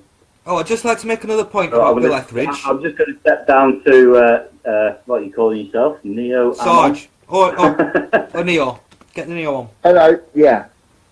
Is How do Alice you not feel then? speaking? No, Lynn's not there yet, is she? No, it's Alice.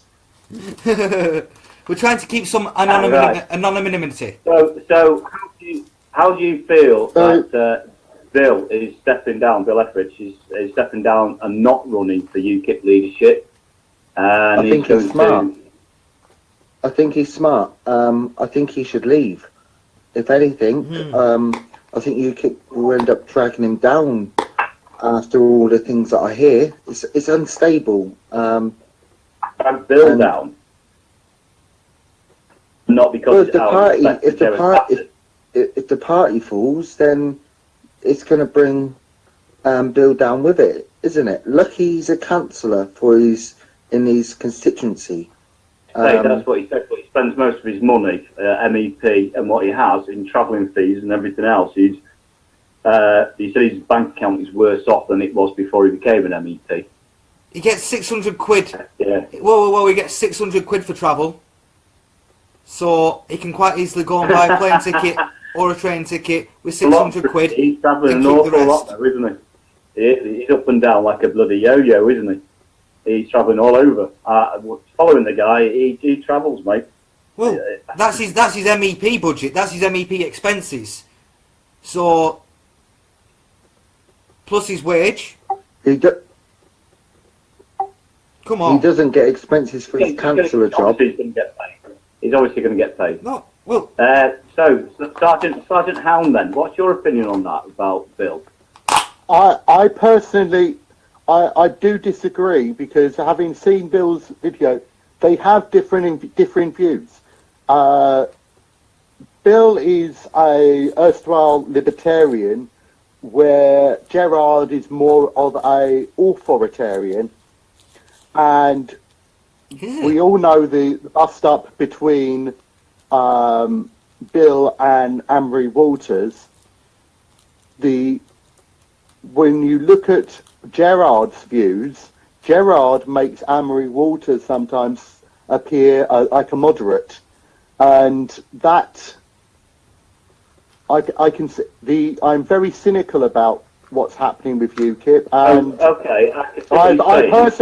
I personally would say that Gerard Batten is not going to. I say with a lot of Gerard Batten's views, had he not been a founder member of UKIP and tried being someone like Gerard with his same background and tried to join at a later date, he wouldn't have been allowed to join. So on that note, if he did step away, do you see him going to be an independent, or would you see him stepping over someone like the DV party and starting afresh, especially if David Wolf goes over that way as well, because there'll be quite a few UKIPers going that way. Stephen Wolf. One thing about Democrats and Veterans is it is not a UKIP 2.0. It is something different. And most of the membership actually comes from outside of being part of any political party. There are some UKIP people there, but there are also non-UKIP people there. There's people from other parties. We've even got Greens who were Eurosceptic Greens who are in DMV. Bill Etheridge would have to undergo the exact same procedure as everyone else, and if he wished to apply to join Democrats and Veterans, he would have to pass the vetting procedure just like everybody else. So I can't say whether or not he would. Can't say whether he would actually pass the vetting procedures. Being an MEP, would he qualify for being an MEP? But this is the issue. It's not just about. There is a very strict vetting procedure for Democrats and Veterans, and there are behaviours which are not deemed to be acceptable. And if a bill can apply, most certainly, but he would have to pass vetting, and it would be one of those things where he would have to pass vetting. It would not be an automatic defection. We don't have automatic defections. We vet people Okay. before they come over. And you mentioned I didn't know that. you mentioned You're the bus part stop. of the DV party, so I'd actually know who you are, but you are part of it. So, but yeah, thank you for that. I didn't know that. So anyway, I want to thank you all for your honest answers back. And Lynn, if you are there, I would like to know yours at some point when you get time from feeding the sheep. Alice is having Carl. Throw the comments in the air. 2 Thank you. seconds. Lynn's having tech issues. Sorry, Alice is having tech issues with hearing and speaking. So she's just trying to sort it out. Bless. Yeah, and Sarge, you mentioned the bus stop between for the leadership campaign, the old leadership campaign between Bill Etheridge and Anne-Marie Waters, and I remember Bill Etheridge saying on Ollie's show that Anne-Marie Waters didn't have a manifesto, and she did. She had the most comprehensive and probably the best manifesto for the leadership. So I don't know where he was getting his information I would from, actually or if it was tainted. I would actually debate whether it was a credible manifesto. It did not meet for one reason that I would say is the issue with Anne-Marie Waters is she has never left her socialist roots, and she's added nationalism to them. Now, that is a real worry. And when you looked at her manifesto was not in keeping with the libertarian side of UKIP in relation to the Constitution, and actually the manifesto did not sit well with the Constitution of the party, so would have required a change to the Constitution into UKIP being more of a national socialist party rather than a libertarian party if Anne-Marie Waters had won, because her manifesto was more national socialist than libertarian.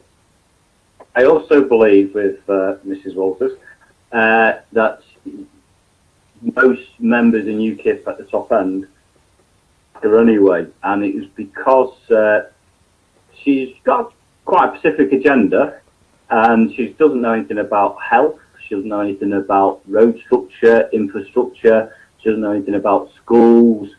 So if you actually try to diversify, what actually takes to make UKIP credible would be having somebody who actually knew how other things run as well. Well, no, you have other members of And your team no to specify on disrespect those. to her. I actually like some of the things I've seen and what she's done, but I think I wouldn't want, if she was the head of UKIP, I wouldn't vote for UKIP or her. I wouldn't think she'd have the first clue about running a school, hospitals, or anything else, and that's what makes me worry as a person. That's why you have specialists to do that. You have other members of the party and other members of the hierarchy to focus more on the national health system and to focus more on the schooling system. So you have a team around you. John, and then we've got Boris Johnson as Foreign Secretary. Yeah. A Bilderberg fake Brexiteer. Mm. Lynn, hello, Lynn. Hello? How you doing? Can you hear me? You're a bit Yeah, quiet. we can hear you. That was really weird, that. You got your headset on? Are you on your phone? Well, I'm on my laptop with my little headset in system, so... And we'll say you are a bit quiet. I just asked a question. I just asked everyone a question. I'd like to know how you feel. You know, Bill Etheridge from UKIP was going to run for, and he's decided not to. He's going to step down to make sure Gerard Batten 12 months at least before he even goes for leadership. Do you think he's done the right thing by doing that? Yes, I do. I do, because there's been so much upset in UKIP. Yeah. I think the least hassle they have at the moment, specialists Is the mic a little bit more, Lynn? You are very quiet. Hang on. She's washing up again. Ah, nice one. So you basically think he's done the right thing then? He's done the right thing. Yeah, I think you've been quite noble. I think you've been quite noble, really, for the cause. Yeah, I got the message. I've got a couple of things to do, and then I'll be back. All right. Okay, gang. Yeah, we can all drop in and drop No out worries, at do any it. time. That's quite good. That took 15 minutes, that. So I really appreciate everyone giving me the answer on that, because thank you. Yeah. More than welcome. Well, It's a good point of view to get across to them. Actually, good thing to touch on. for crying out loud, Yeah. UKIP needs strong and stable leadership. It needs to it needs to stabilise. Treasonous man. Lovely. Yeah. With this.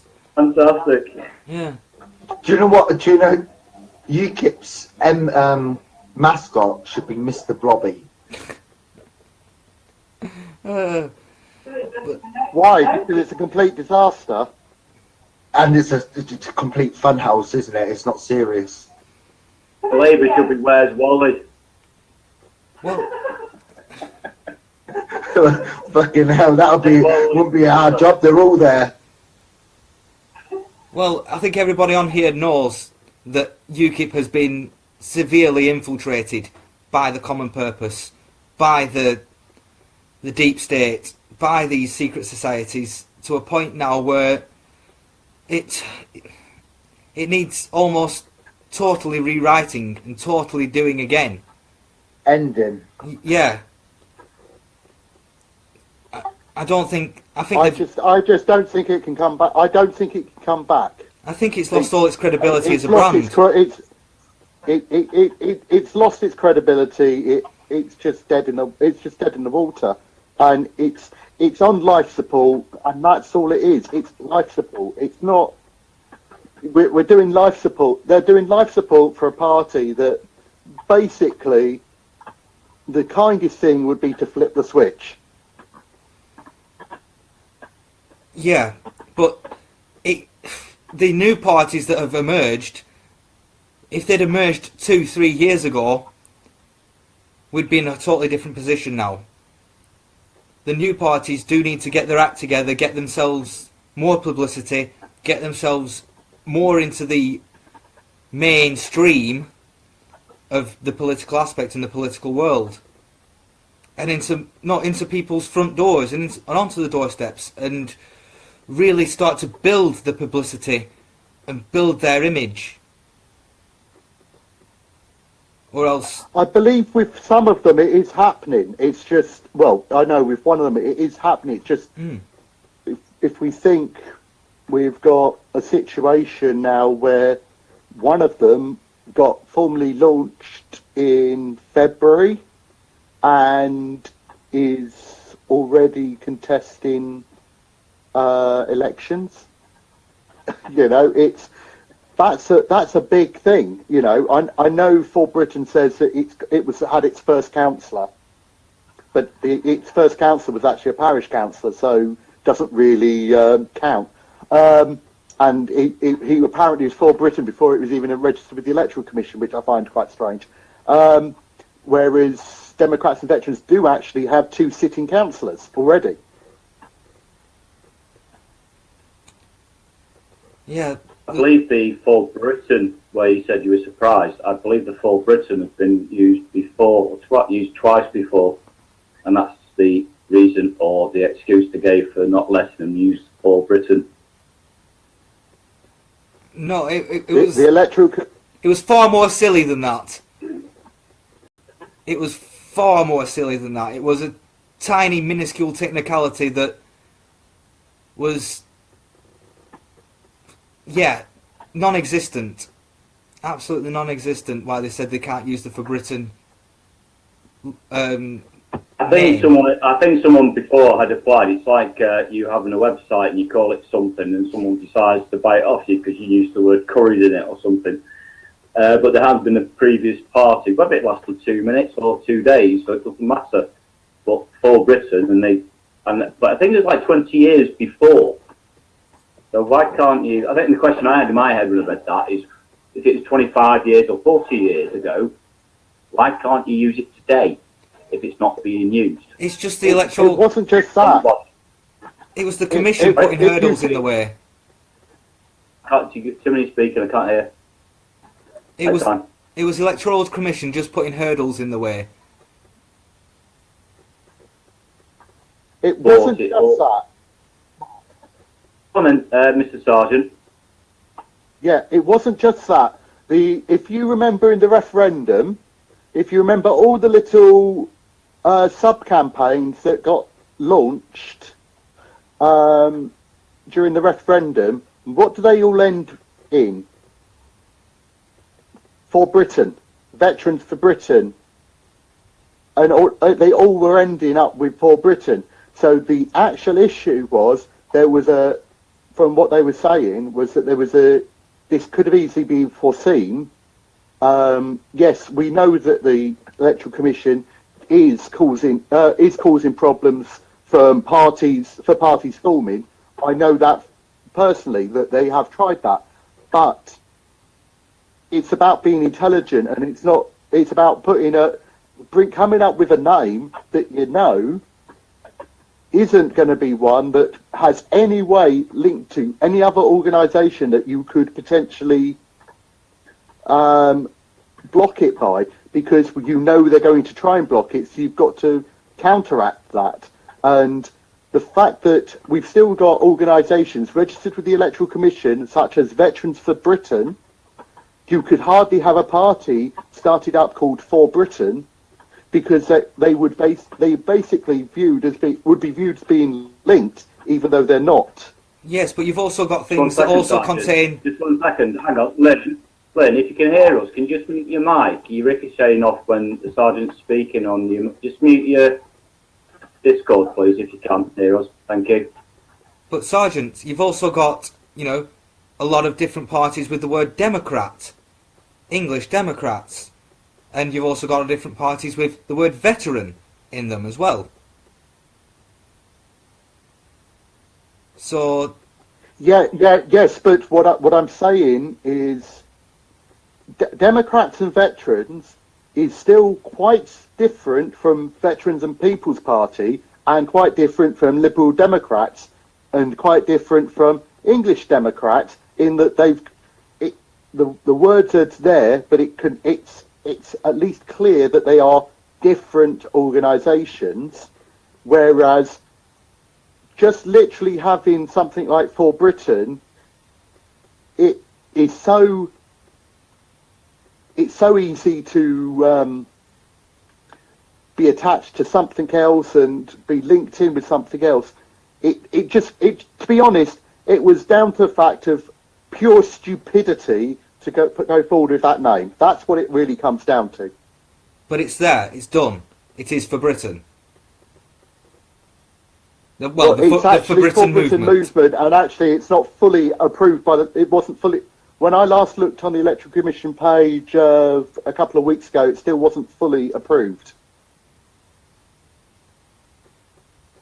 I think the logo. Hang on, they're starting to pick. Why then go with Democrats and why go with them veterans and not veterans with Democrats? I don't know. I had nothing to do with the name myself. But I know the reason that they say it's Democrats and veterans is because we're Democrats, as in we believe in direct democracy, and Democrats. It's Democrats and direct democracy first and foremost. So the democracy element is the stronger element. While yes, we've got the veterans in there. You find the Democrats as a bigger pull, so therefore put it first, and then veterans are respectful. If you say, you're talking about what do you value more? Do you value more the fact that it being a veterans party, or do you value it more being a party for people who believe in democracy? The reason why I asked, I also saw today that the Veterans Party, or one of them, has said they're all going to sign into UKIP. That's why I asked No, that. no, that's the veteran. That's Veterans Against Terrorism, which isn't actually, which is, and they are not. That is actually falsehoods Fake being news. put out. No, we're live. Why? Explain to me, because I Right. don't know. I'm not sure. Okay, I am a member. I am a member of Veterans Against Terrorism as well. And on the message boards, it is very clear people are severely pissed off with the committee of Veterans Against Terrorism for taking them, basically saying that the entire group will go en masse into UKIP.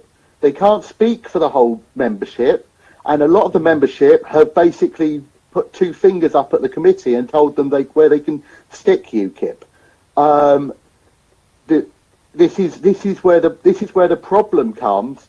I would not go back to UKIP if you paid me £1 billion. I'm going to put more wood on the fire here as well, because I also heard about 4 weeks ago that the Football Alliance were going to sign it as well. Since then, it's disfranchised, and it's two parts, as far as I believe. I might be wrong. Correct me if I am. Yes.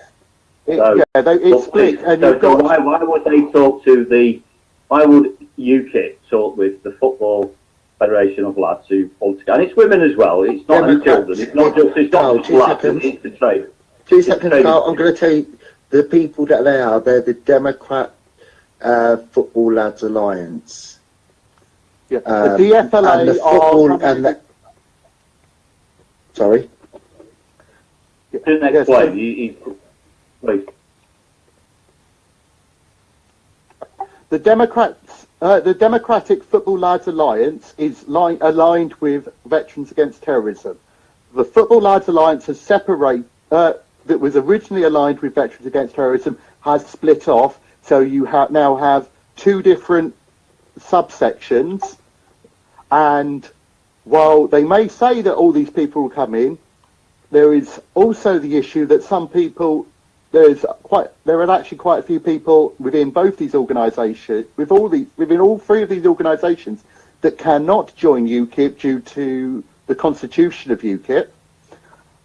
Anyway, because they've been part of other organisations, you've also got the issue that the whole reason that it's come about.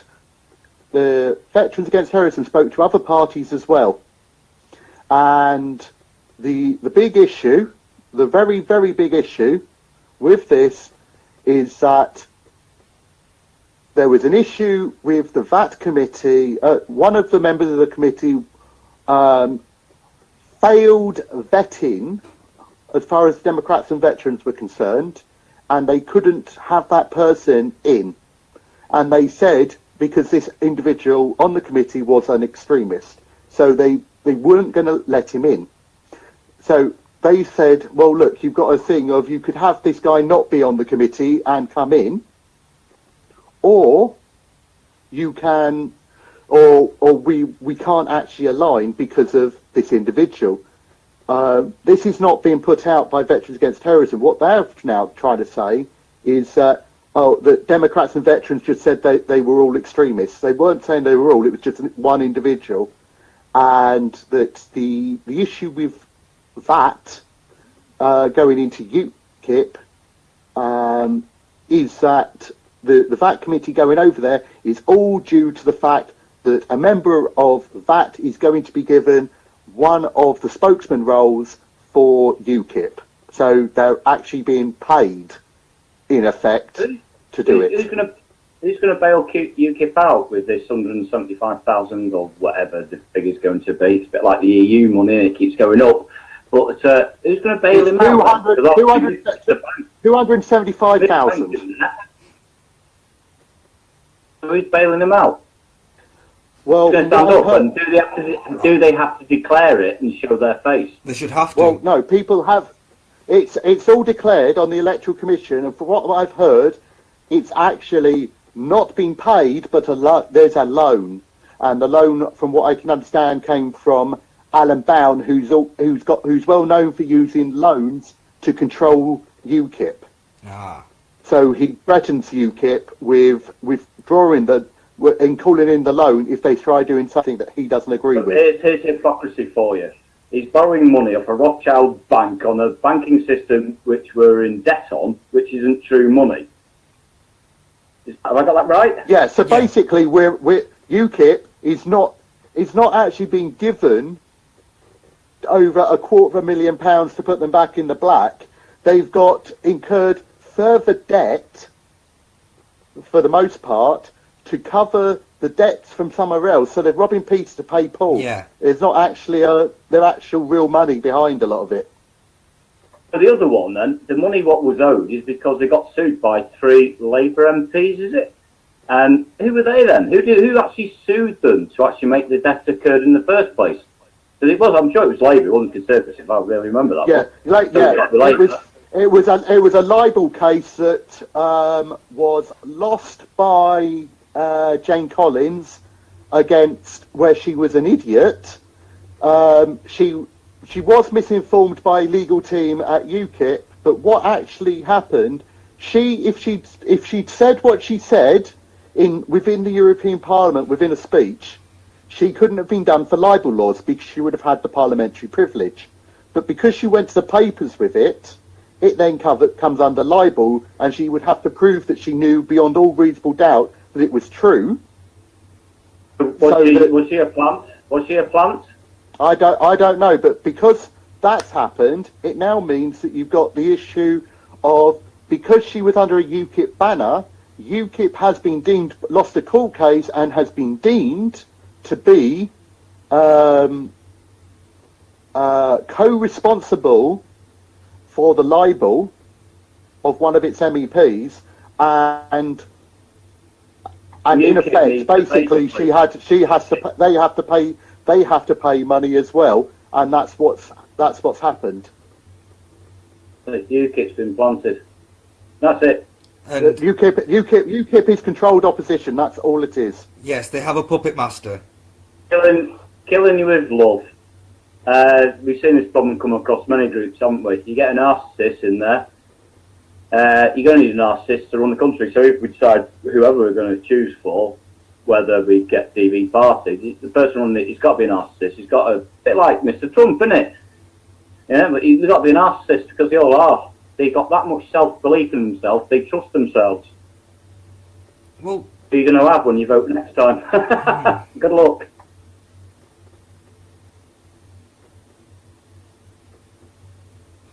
Right, I'm going to walk my dog. I don't know if you're closing this down for 15 minutes and starting again, or you're just carrying all the way through there, Dave. What are we doing with this?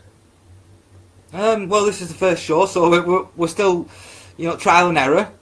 So we're still just keeping on going. We'll keep on going, keep on trucking. There's more truth out there to be explained. I'm going to walk my dog for 5-10 minutes, so I'll be back in a bit. I'll just mute myself, okay? Well, Thanks very much, lads. The great thing about this server is people can drop in and drop out. You can come and you can go as you please. You can mute your mic, you can just listen in. You can do what you want, you can join in. Yeah. Or you can mute your mic and carry on stuffing your face with a kebab. Yeah, kebab. Yeah. Yeah. Hope it's not a halal kebab. Of course it is. I don't think I don't think there are takeaways that aren't halal. There's too much pork in a kebab. A pork kebab. Yeah. Yeah. But the Greeks get miffed off if you call a kebab a kebab. Because they came up because it's a gyro. Yeah, they came up with it first, didn't they?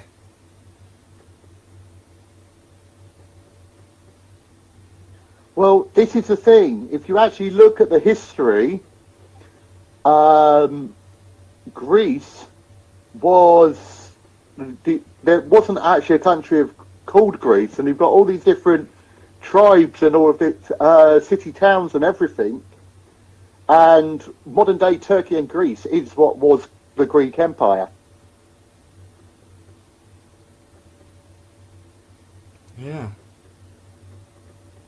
So in a way, they didn't steal it because it was theirs in the first. It was both. It belongs to both of them. Yeah, well, it's that old. Yeah, it's that old. You know, a flatbread filled with meat is, you know, a flatbread filled with meat. It probably dates back even further than the Greek civilization, because people were making flatbreads and eating meat. Oh, so well, back to freaking prehistoric times. Yeah. You know, like the classic story of the sandwich. The Earl of Sandwich didn't make the sandwich. He just coined the term of a sandwich, didn't he? Yeah, and if you also look at it, if you look at the language, the Persian and generally Arabian name for Greece is Yunnan. Now the Yunnan. Now, if you look at history, the Turkish part of the Greek Empire, what would be the Greek Empire in modern-day Turkey, was called Ionia. So that's where it comes from. So they've called it over the name of the nearest part of the Greek Empire to them.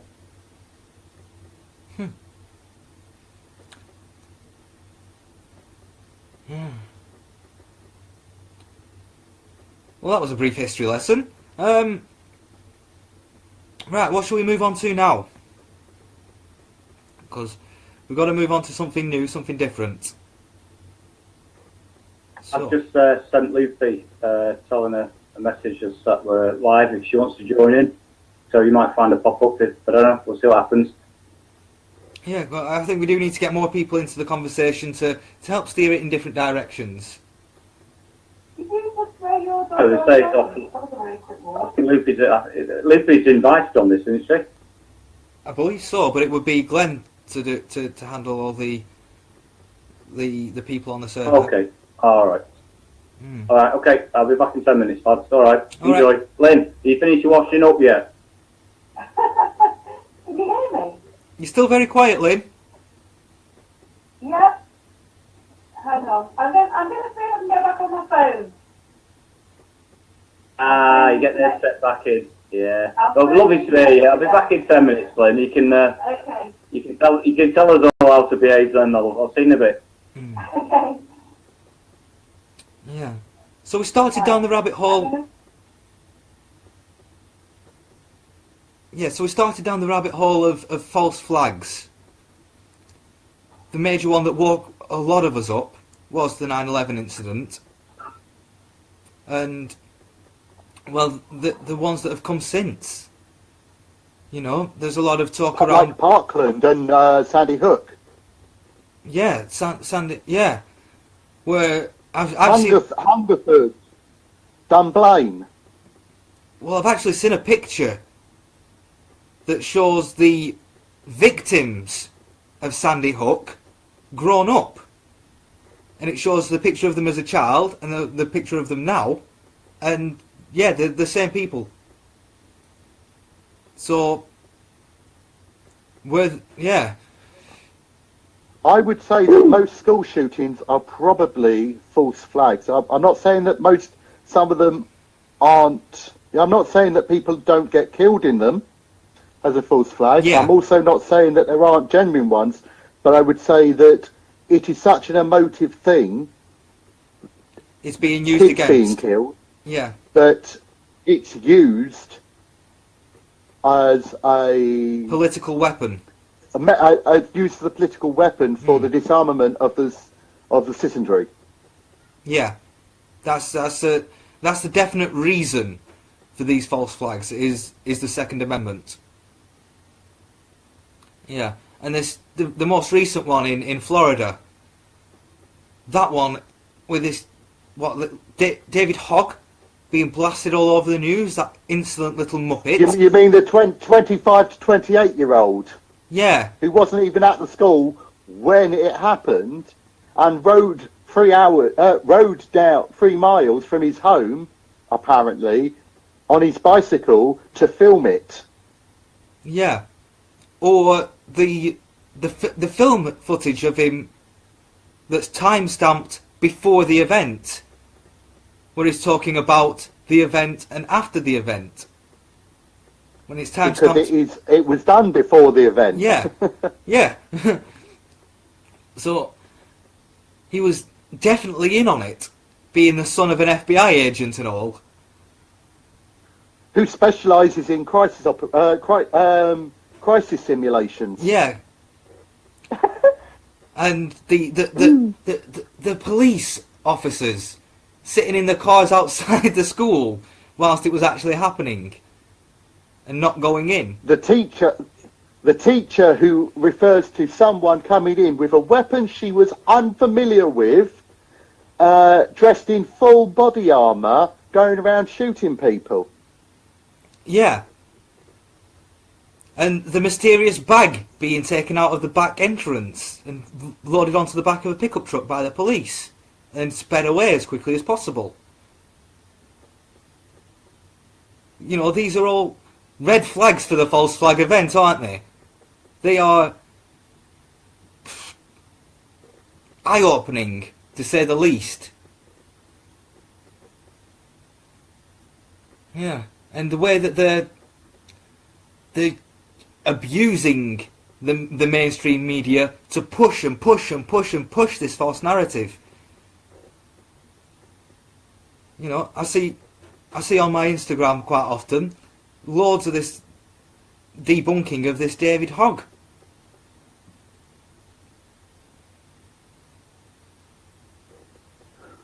You know, and like the photographs that have been removed from his Facebook and his family's Facebook of his graduation from a Californian high school. Yeah.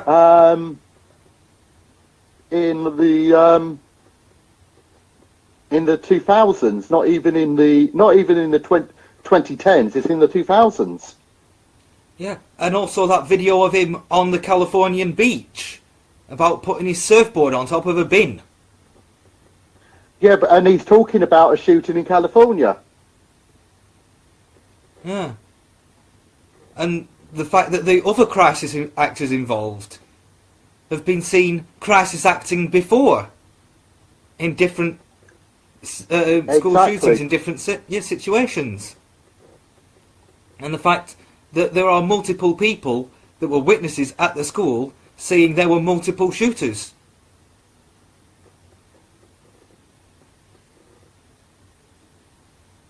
And now we've got a kid that is mentally ill, that is probably either going to be incarcerated for life. Yeah. If they keep their word, or is going to be put to the because it's Florida. Can you do the chair in Florida? And they're doing that to him to paint him the victim, and it's just someone who is psychologically unwell, who can't, he's being blamed for it, and has no ability really to defend himself. And he's got no family really. And they're keeping him drugged up. If you saw him in the courtroom, he looked off his head.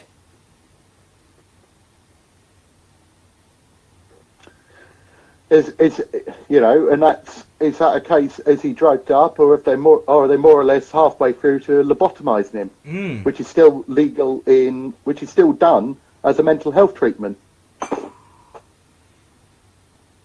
Yeah.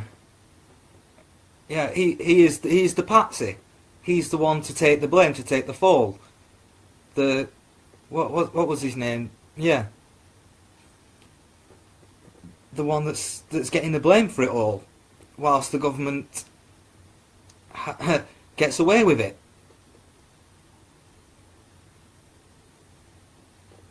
And it just shows the lengths that the deep state will go to, slaughtering children in a school to push their narrative, to push what they want, to push their political agenda.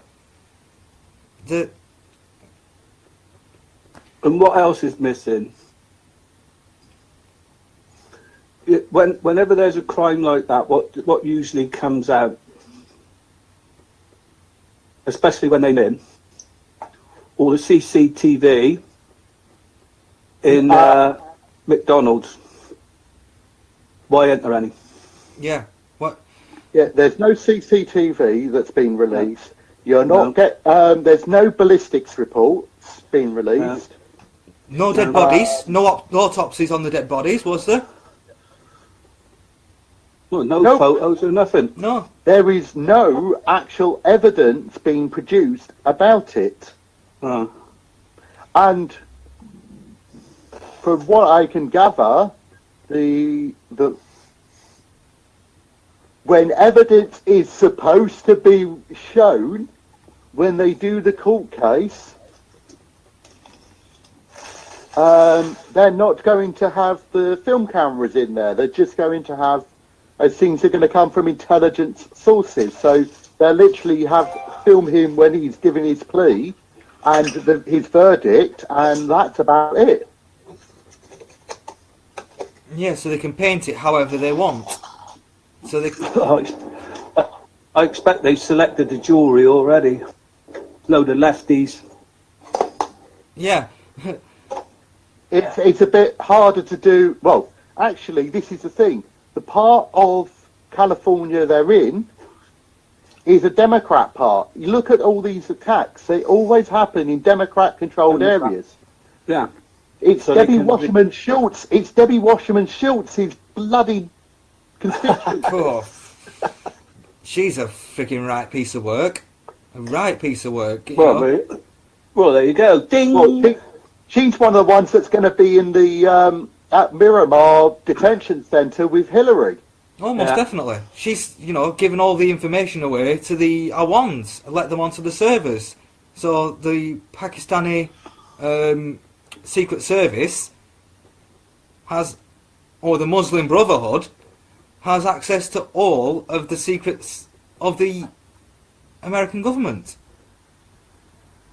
which they will most definitely use as leverage against them. It's like our own 7-7. If you look at that quite carefully, you'll find out that that's a false flag as well. Yeah, I'm not too...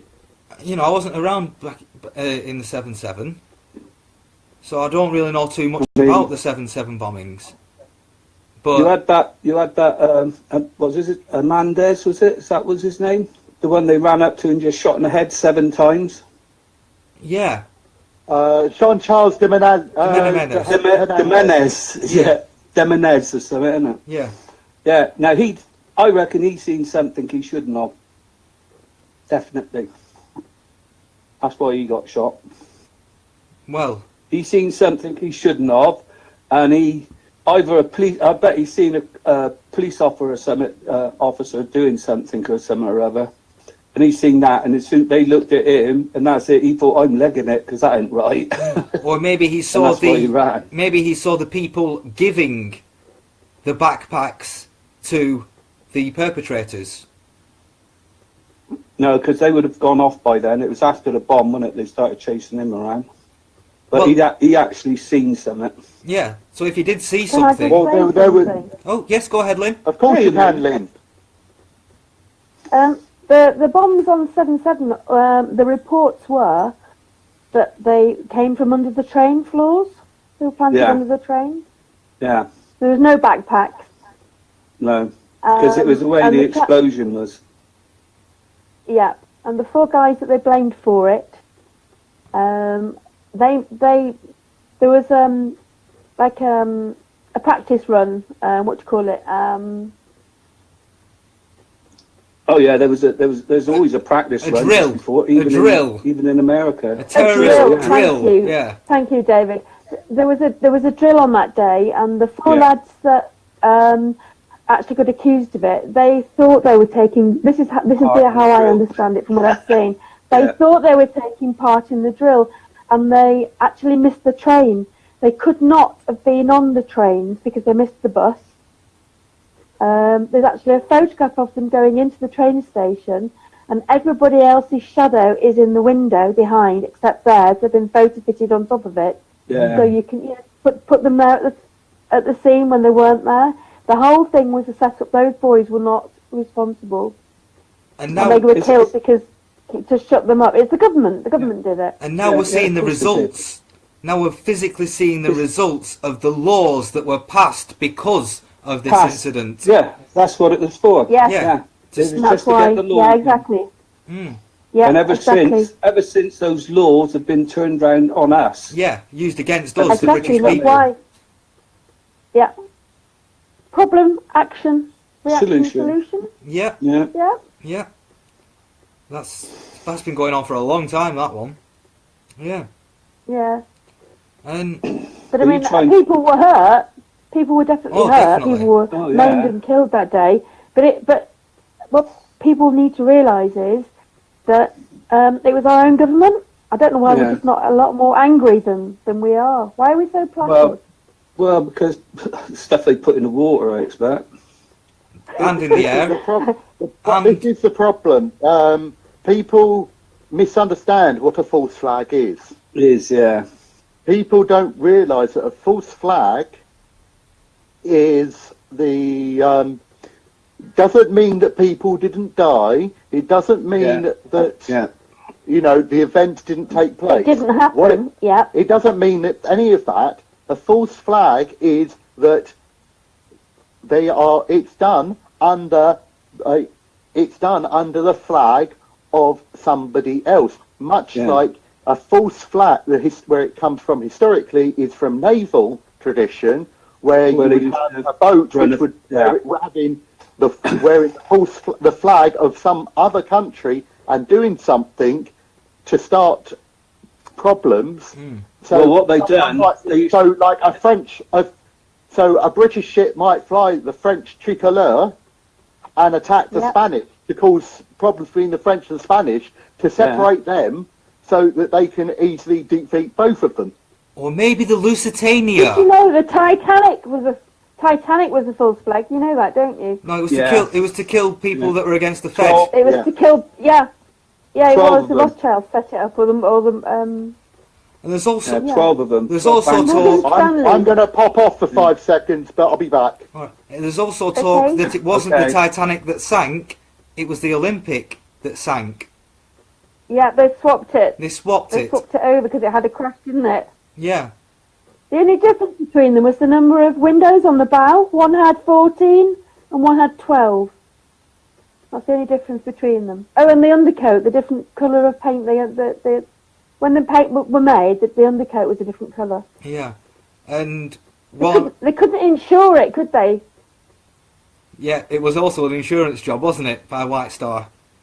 Yeah, because they couldn't actually insure the one, the Lusitania, because it had an accident. It had a huge big plate put on it, so they renamed it as the Titanic, insured it, and then sank it. And then sank it, yeah. Yeah. Yeah, just to kill 3 men. 12. Was it 12? Was it 12? Yeah. No, it was 12. They were going over to America to vote against the Federal Reserve. Federal Reserve, yeah. Yeah. There you go. These false flags have been happening a long time. Long time. Yeah, of course they have. Yeah. Well, look at weapons of mass destruction for us. False flag by Blinken Blair. That was dodgy dossiers. Rubbish. Indeed. Dodgy dossiers, Oh, bad intelligence. We look at voting for them, don't we? We get to know all this stuff, but and then there's an election every 4 years. We must vote Conservative to keep Labour, or we must vote Labour. And we just keep. We might as well just go and get a big hammer, smack ourselves on the head with it every 4 years. But we've not had the choice. Nothing changes. We've not had the choice. You've either had the left or the right. Oh well, the blue or the red. Do you want blue or red? The left or the far left? Yeah. Do you want the blue or the yellow and green? The yellow and greens are just as bad. Yeah. They're all part of the establishment. Yeah. And we know UKIP were as well. So. Yeah, well, they're finished. If they've got a bloke give them a loan for that, and he's dictating what they do, then I ain't going to bloody vote for them. The amount of time I stopped. We used to do raffles, and we used to do car boot sales and everything, trying to raise funds. And I found out that twat at the blinking top was on £36,000 a year. Yeah, it's not on, is it? No, it's I ain't gonna, corrupt. That it's dishonest. It's immoral. It's They were in it for the wrong reason, weren't they? well, he was. His job. Oh. You know, if he'd have been on about something like about £30,000 a year, I'd have said, well, fair enough, he's doing a big job and all this, that, and a new party. But 136,000, get on, it's a new party. You don't go charging that. You're doing it for a cause. You're doing it for the love of the country. Not for the love of money. Is he still there? Have they kicked him out? I don't know. The chairman or whatever he is. The NEC is a corrupt establishment. Yeah. And I bet a lot of them there are on a lot of money as well. Yeah. You know, they keep sending begging letters. I had another one the other day. Oh, would you reconsider rejoining because your membership is lapsed? And I chucked it in the bin. I ain't joining again. Yeah. And definitely not joining if it's all bloody tied up like that. Just like everything else. You get one money man and he dictates what the policies what are. Party can do. Yeah, he dictates what the policies are. And if he's part of the establishment, you're just wasting your time, aren't you? Time. Yep. Yeah. Yeah. There should be no person that's got any financial tie or control over them through finance. Yeah. I mean, that bloke that was giving that speech, I've seen him give that speech that Glenn went to, and I watched that speech, and he was saying he said, oh yes, it's all being taken care of on Tuesday, I think it was. It's all being taken care of, all that'll be paid off. But he did tell you, because we're getting a loan off of somebody, and he's going to run the party from now on. Yeah, made it think if somebody's donated the money. Well, the person they got a loan off is the person who's been running the party anyway. Yeah. So why wouldn't he put his own money into the party in the first place? Why would he say, well you've got to pay me back? Back on the money, don't he? I wonder is it interest free? Yeah, I was going to say that. I wonder how much interest he's charging on it. No, there is an interest-free loan. All political loans are generally interest-free loans. However, because they're from an individual, but they are usually set on a period, but the individual can at any time call in that loan. Yeah, well that ain't no good, is it? It will be set for 10 years and he can't do nothing with it. Well, this is the thing, the party has to make the money back to pay them back, so it's in effect a guaranteed income for the individual. It's also because they put their money in, but they're putting it to one side, but they get it back in dribs and drabs. I bet he writes it off as tax as well. Exactly. It's all a big con, and it means that he can basically say, you will do this.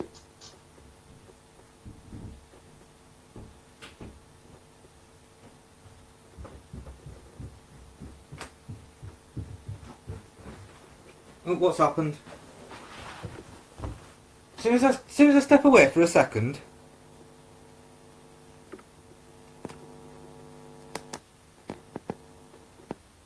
Oh, this is a donation. Sorry, guys. This is the problem.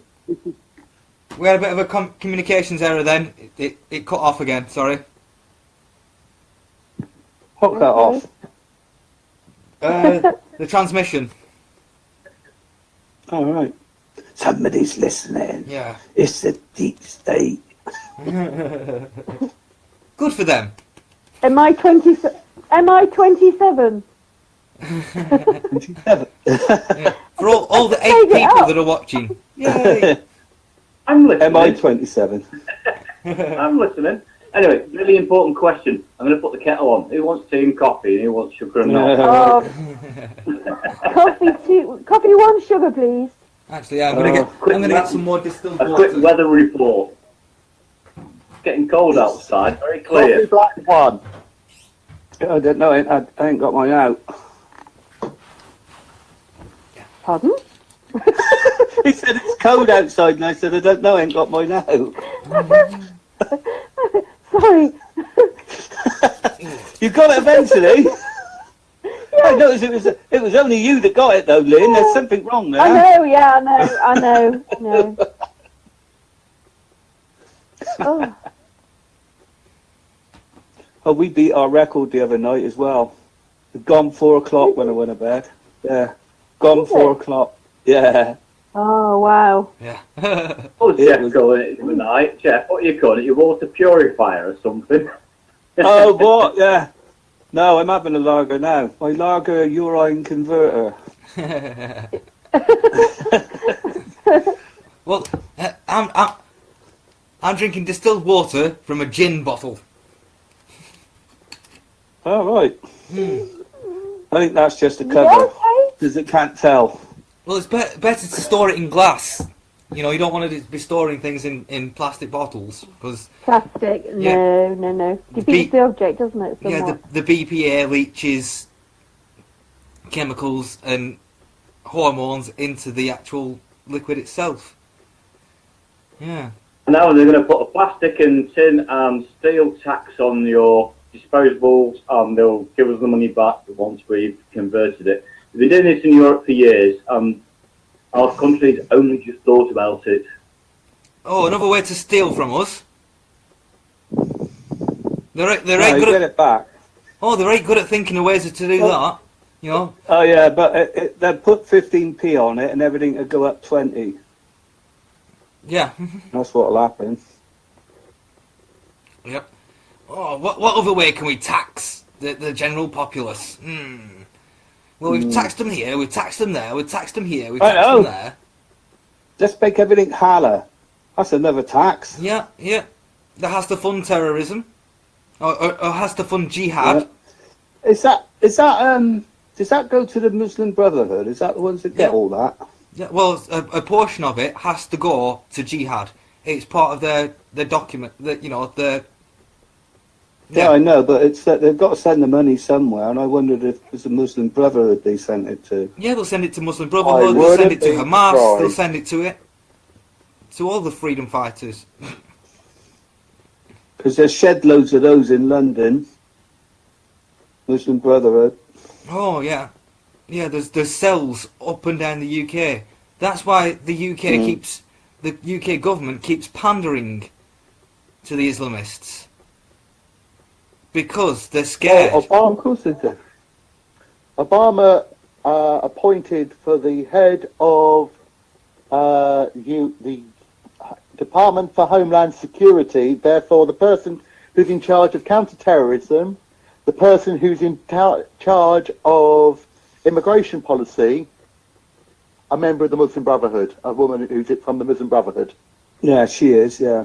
She's the FBI. That's the one that was doing the leaks, having an affair with that other FBI bloke.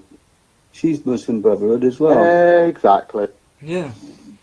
And, well, this Muslim Brotherhood only really came to light a few years ago. It's been a very secretive secret. No, they started off. It started off quite genuinely because it was like it started off in Salvation Army. 1928. It started off in 1928. The Muslim Yeah, Brotherhood. like a Salvation Army sort of thing, a charity sort of thing. Well, they're all disguised as charities. A lot of these nefarious, dodgy things are disguised as charities. Yeah, tell me about it. You know, Common Purpose apparently is a charity. Yeah. Training the leaders of tomorrow. For a post-democratic future. Yeah, the post-democratic future. Democratic, yeah. Yeah. Wish I knew about this before I put all that money into that Haiti fund for the Clinton family. Jeez, wish you told me before, there, lads. Damn. Yeah. It's So, I have been giving the charities for years. I must be about 20 years I stopped giving the charities. yeah. I could see what they were. Well, So done it there, Jeff.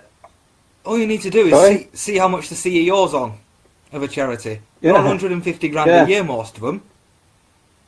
And And I mean, to be fair, even that Help for Heroes, they're on about 300,000 a year now, the two that started that up, and they're driving around in Aston Martins.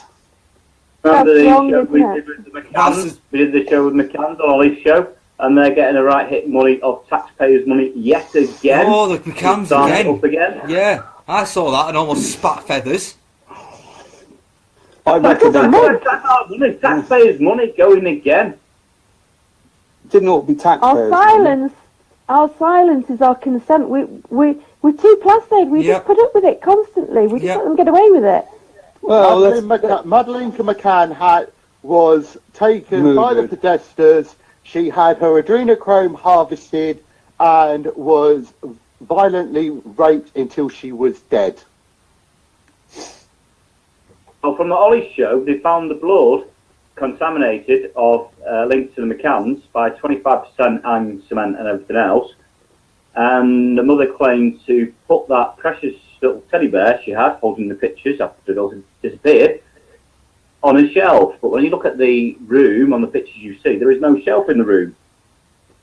She washed it in the washing machine. If you've just lost your children, the last thing you'd ever do is wash anything they ever had.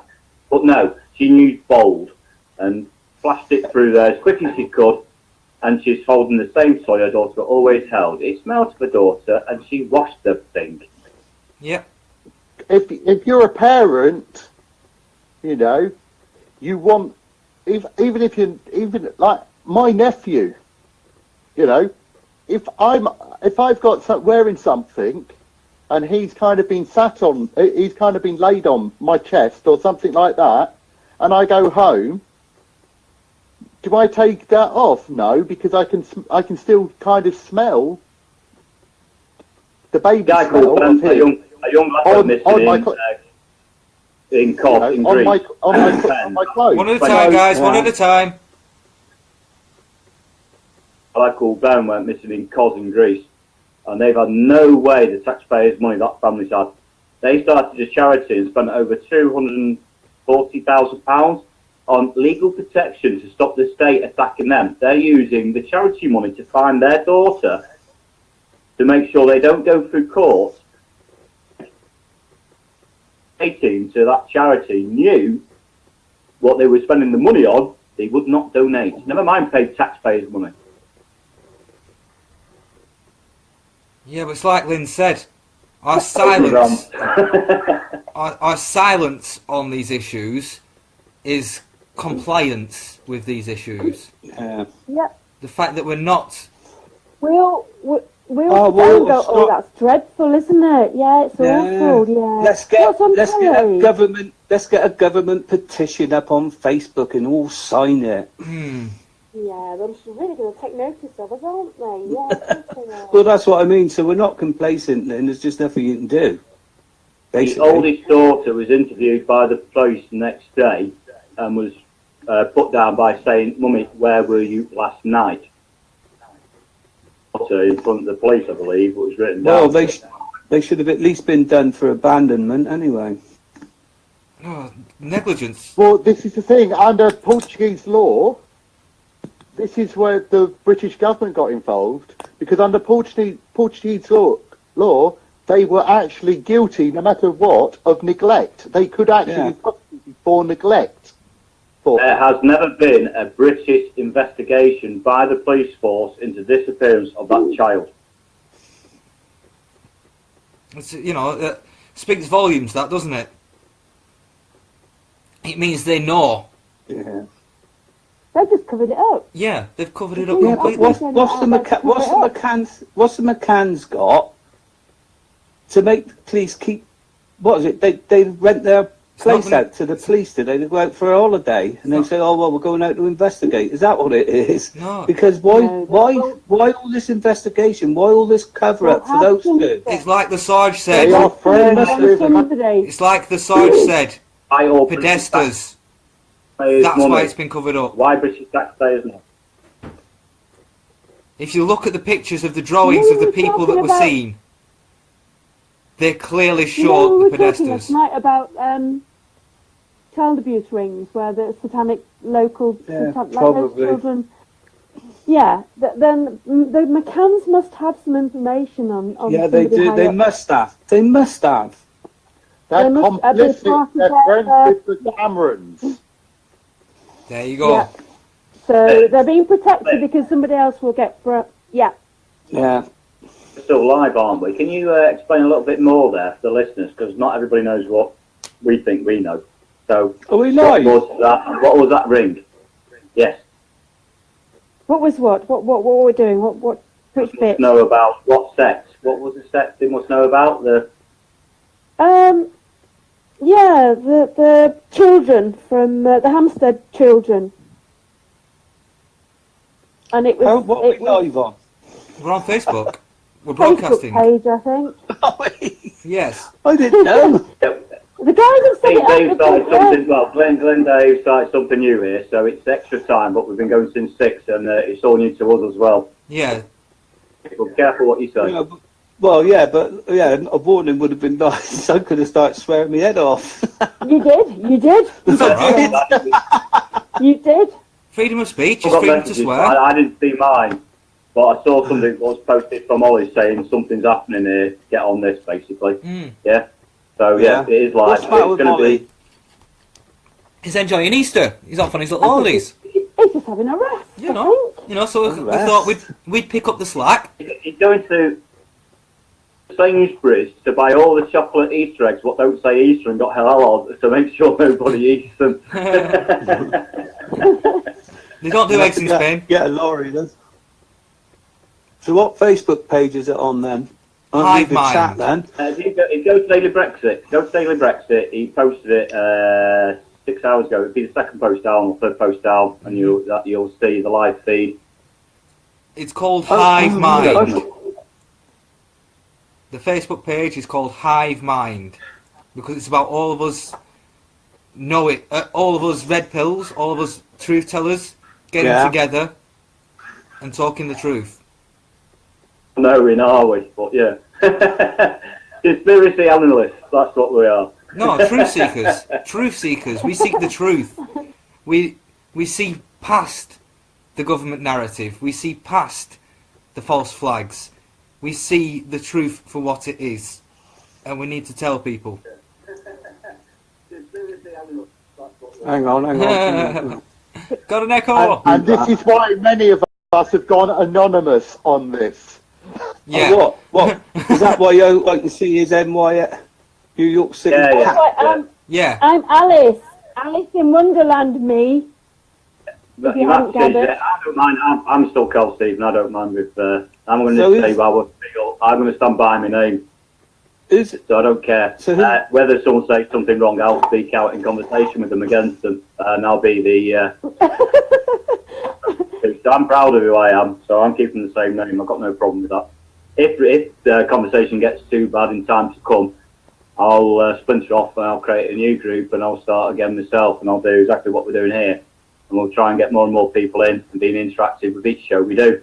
Yes, so we will not be silenced. And we'll go on like-minded people, respectable people's views, even if they do disagree with them. And please tell them if you do disagree with them. There's no chat with this, is there? If someone comes on, this obviously. There's the comments on There Facebook. is a stream on the Hive Mind page, but we're kind of doing. If people come onto Discord rather than Facebook, there is obviously a chat script. We're just using general at the. I know. There's also the comments on Facebook. As well. That's why I thought we were on Han. I thought we were on Glenn's room. We are. We are. It's where it's come from, but it's streaming on Facebook as well. Oh, Do you know how Ollie does it? Ollie does it, doesn't he? He's got his own page where people can listen and chat on Facebook, and he also has the phone in, if you like, which is on Discord. Yeah, I know that, but I can't find the chat. There's no chat on here then. No, where they can write. The link. Hold on, I'll give you the link. I'll post it to you through there. Give us a second. Yeah, there's quite a lot of Hive Minds on Facebook. Is there? Oops. Yeah. Oh, about 20, I think. Oh well. Yeah. Maybe a different, better name would have been better. Number 23. Pardon? What? 23. That's like it was 23. That was a guess. 20, by the way. Yo, it's a good guess. Blooming good guess. Only 3 away. Yeah. I'm a good guesser. To you through Discord, so you should have the link for Hive. You should be a quantity Hive surveyor.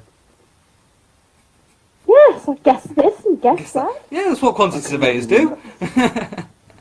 Yeah. I guess we're going to need about about that 5,000 bricks to make this building. Yes. And 20 pieces of 2x4. Yeah. Ah, Ooh. there it is. Well, there you go. It's in general as well, so you should see it pop up in general if you haven't got it there. Yeah, I got it. Like, Yeah. So click on that, and I should have the chat then. Yeah, I don't think there's anybody in there watching, but No, there is actually people watching. There's about There 11 is. people watching, Yes. oh, are and there? they're commenting as Listening. well. Oh, good. got a reel off That's a good. few comments. Yeah, Go on, go through Might some be a comments. good idea too, yeah. Yeah. I should be doing Make it, but sure it's you me. mute the Facebook feed so we haven't got the echo. Cheers. That's me. Done it. There's always another way. Is there anything anybody listening would like us to talk about? Yeah, put questions up in chat. Trouble is, Well, is if we know, there a delay? We may or may know not. We may or may not know. It's about an 8-second delay, so in 10 seconds Oh, people that's start all right. talking about subjects. So you can ask them to put thumbs up as well, so if they are listening, you'll be able to see them clicking up. Yeah, like and share. Or say all the ones if you're here, ask them a question. We can join them in the room if they want to, as long as they're respectful, I suppose, can we? Yeah. I'm not sure about... We'll have to confirm it with Glenn, because it says... because it's his. And, Yeah, well, it's you'd have to ours now. send them an invite. It's ours now, Don't run so... before we come Cleared walk. off as well, hasn't he? So, for a little bit. So, we might be able When to he accept comes back. Yeah. Yeah, wait till he comes back. maybe. Yeah, and we do want a lot of people, but we don't want trolls to get onto our hand server. Well, I don't know. It was quite funny when Ollie had that troll on, and we laughed at them. So maybe we should put the link. I can't be handling trolls. Oh, So we'll well, get some. the thing about trolls Oh, is yeah, they're of course you closed-minded. They're closed-minded, so they don't accept other people's views and opinions. They're stuck in their own Narcissist. stupid ways. You will find narcissists Hmm. famous off the back of something else. Well, Yeah. we've got anarchists come in, so I don't see what the difference is. I've got narcissists as well. There is a difference between being respectful and respecting someone's point of view, whether you agree with it or not, isn't it? So he makes some good points, and he's very truthful. He wears his heart on his sleeve. I like that. I don't always agree with him, especially some of the into what you know what we're talking about. Yeah. I find very disrespectful, and we should respect the dead regardless. So, and I agree with that, but I agree with that. But he's taken over about 3 sessions now. Totally took him over. Yeah. Well, I'm going to change it now because it's one thing I don't want to get into either. So let's. No, we don't need to. I don't even know who you're talking about. Mm. So naive. Yeah, you came in the private chat a few weeks late, so you've missed a few conversations late in the green room when we weren't live there. But yeah, we open your soul up and you get to know people when you start talking. So, but yeah, chemtrails then. Ooh, well. Chemtrails. I'm going to say Lynn until you change your name because I can't remember your last one, Monday, or whatever you called yourself. Alice, I might do it. Alice in Where Wonderland. the hell is Alice? There you go. Right, Alice, we were That's your talking name. about chemtrails before I came into conversation. Well, I didn't even talk about it, I was listening to it. What do you think about it? And when did you realise they're true, or do you still believe them not? Oh no, I believe they are. Yeah, because I can see them every day. I can also see the effects of them on my post. My post disintegrates because it goes on the floor by the gate because they can't get to my house, but I get to the letterbox, so they have to post it through my gate, and it all falls on the floor, come rain or shine. And my post disappears. It becomes like full of holes and lattice within quite quickly sometimes. Is Because of the acid that's spraying. It's no different. area where you have a lot more snowfall? I don't know, because we've had 4 lots, well no, 3 lots this year, and it's been a foot deep at least. The last time we had big snow was like 6 years ago. We've had bits, but this was like proper snow. But it doesn't look like real snow. It looks like little ball bearings, and it's odd. The reason why I asked that is in Switzerland 20 years ago, the tunnel, the 27 foot, under Mont Blanc, wasn't it, burnt out. Through Switzerland, all the heavy goods had to go by road. And for the years that tunnel was closed until they redid it out, the snow was actually turning yellow from the pollution of the aeroplanes. Right. It's actually either side is in the valley. So all the planes and all the vehicles going through that area, contamination, the clouds were low, so it wasn't getting above the Alps, or so it was basically leaving all the acidicness there. So I was wondering if you saw the difference in the snow. I don't see that here. I'm South Manchester. So it disappears quickly, as you should know, Lynn. I saw lots and lots of black specks, loads of black bits all over the snow. When it was on its way, on its melt, but there was lots and lots and lots of black specks. I tell you, one thing I do notice, right, and I mean, I'm in the countryside, I'm in the middle of my field, say at night. If I have a head torch on, you know, one of those like miner's torch you put on your head to walk about, because it's Funny thing. But lots of it, and it's not. There's nothing to cause it. I'm just walking in the middle of a field. Can you just repeat that, Lynn? It's For the just guests? dropping straight down that. Lynn, can you just repeat that for the viewers? We had a break in transmission. Sorry. Of course, yeah. One thing I've noticed is I've got like a head torch, like the miner's torch, sort of thing, keep your hands free. And I'm like in the middle of nowhere, in the middle of a field, so it's not like as a neighbour causing it or anything. And you can see like particles, like sometimes you look up and you think it's raining, but it's no rain. So there's definitely, at night, stuff definitely comes down out of the sky. And there's nothing around me or in the environment I'm in that would actually cause it. There's just grass and fields and sheep and things, but there's no can't think of any cause for it other than it's like falling from whatever they've been spraying during the day. You can see it. You can't miss it. Looks like someone's shaking a rug, you know, really dusty rug or something. Yeah, lots of and it speckles. Just falls down. Yeah. That's from your coal fire, Lynn. No, I think that's. Did you see this? In the summer, even it happens. It's just at night. It's probably all day, but you can see it at night because of the head torch. All right. I saw a video of this guy in a field, and it had strings and strings and strings of this white, strandy, like spider silk. Looks like spider's webs. Yeah. Yeah, I get that all over the field. Yeah. But there ain't that many spiders, and it's winter. There's not going to be spiders making spider webs. What is it? You know? I don't know. No, that is spider webs. That is spider webs. No. Yeah. No, it's not. It's not. It truly isn't. You could see it falling from the sky. In the video, you can see it. Oh, what? Yeah.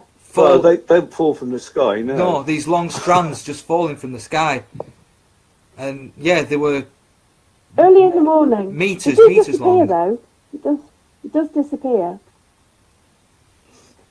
Well, it doesn't stay there. During the course of the day, it will go. I don't think it's supposed to form strands. I think. Dave, so I've got what you're trying to say is when you're in summertime and you've got the small spiders which catch the wind and you get that feeling of where the spider web's on your face. Is it like that, or is it what you see? Can you touch them? Yeah. Yeah, you can. I've seen them. Because spiders will obviously spawn September, and they normally catch the wind and stand up, and they'll catch you. You walk past, you've got a spider web on your face, haven't you? Yeah, well, that's how they move about. I'm not listening. That's how they move about. Do you know what that stuff is? You know when you buy stuff, like, you know, for Halloween, and you can unravel it, and it's like cobweb things. Cobwebs. Yeah. Like dodgy cotton cobwebs, yeah. And it's like see-through. It's like that. Looks like that. But it's everywhere. But on this video I saw, you could definitely see it falling from the sky. It wasn't, coming out of a bush and going in the wind like a spider would, like it would be from a spider. This was falling from the sky from meters up, and they were meters long. Well, I'm not talking about like on your lawn. I'm talking about a field with a few acres in it. Mm. A big area, not just like a little bit on your garden sort of thing. Like a huge area. Yeah. It was like that when I saw it. Yeah. So, yeah, definite. It's weird. I'd like to, get that into a lab and sample it and see what it actually is. Well, next time I'll save you some. Well, I don't have access to a lab, sadly, but the only people send it off. Well, I wouldn't know where to begin with that one. I wouldn't know where to begin. Well, there's a lab near us. Did anyone see the video of that guy setting light to the snow recently? Yeah. It's turning black. Yeah. Yeah. And not melting. Yeah. Yeah, it actually went off like it was like a chemical. It was like it did actually behave like a metal fire. Well, that's How was this? Wasn't meths, was it? I've seen a few of them do it. Not seen a Yeah. source I've for it. seen I'm like that, but inquisitive. Well, I've actually seen the plane. And it's frozen. I've actually seen the plane go I think where past they're on late. and go puff, puff, puff. Chemtrail. I've actually seen them turn it on. So I've seen it. it's undoubtable. It is fact. It's factual. It's not a When we were conspiracy kids, theory. It is a conspiracy As a fact. kid, we used to look up in the sky and have all the time of the day, and we used to look at the water vapour, and you used to see how long it lasted. Mm. About, and I'm near Manchester Airport, and I'm seeing planes come in. I can see from the horizon on the left, the horizon on the right, where they've been, and it participates and becomes a very mild, foggy cloud. Yep. It doesn't like, so they're either putting something into the fuel mixture or whatever they're doing with it, and putting it in the top atmosphere. So they are putting things like lithium or whatever to make that lifespan or more fuel efficient, but they've done something with their engines and told nobody. It's either that or they are dumping very hard metallic metals, and we've come across where they've tested the land and it's been contaminated with lithium, which is quite a hard mineral to find and even to reproduce. You can't, I don't think. Well, it's lithium, it's aluminium. How many countries are involved in this? And it's your taxpayers' money paying it. I've heard some NASA's was in control of it, and there's many countries in the world which are using taxpayers' money to fund it. Yes. Now, there are planes with little nozzles at the backs of the wings. If you look at some of the planes, I've seen pictures of them, and they've got little nozzles where it shoots out. Yeah, I've seen also a video of inside the cockpit where it shows them turning it on from inside the cockpit, turning on the chemtrail cloud spray. Yeah, and these chemicals are aluminium, which is very bad for the human body, very bad for the brain.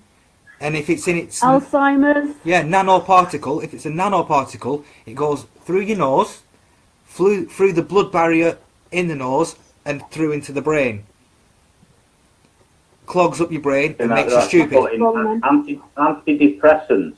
Yeah, antidepressants to make everybody more passive. Well. They've got barium, strontium. There's also they could also, I'm not 100% sure of this, but dormant viruses they could be spraying as well. I've read similar to you. Do you actually believe all that, Dave, or do you have? I've got hesitant of doubt about half of what I've read, but somewhere there's got to be truth. I think I'm not wholeheartedly. I don't think it's so prevalent in this country, but it is in the States. I'm not 100% on the viruses, but I am 100% on the aluminium, sparium and strontium. 100% on that. 100% on the metals that they're spraying into the atmosphere.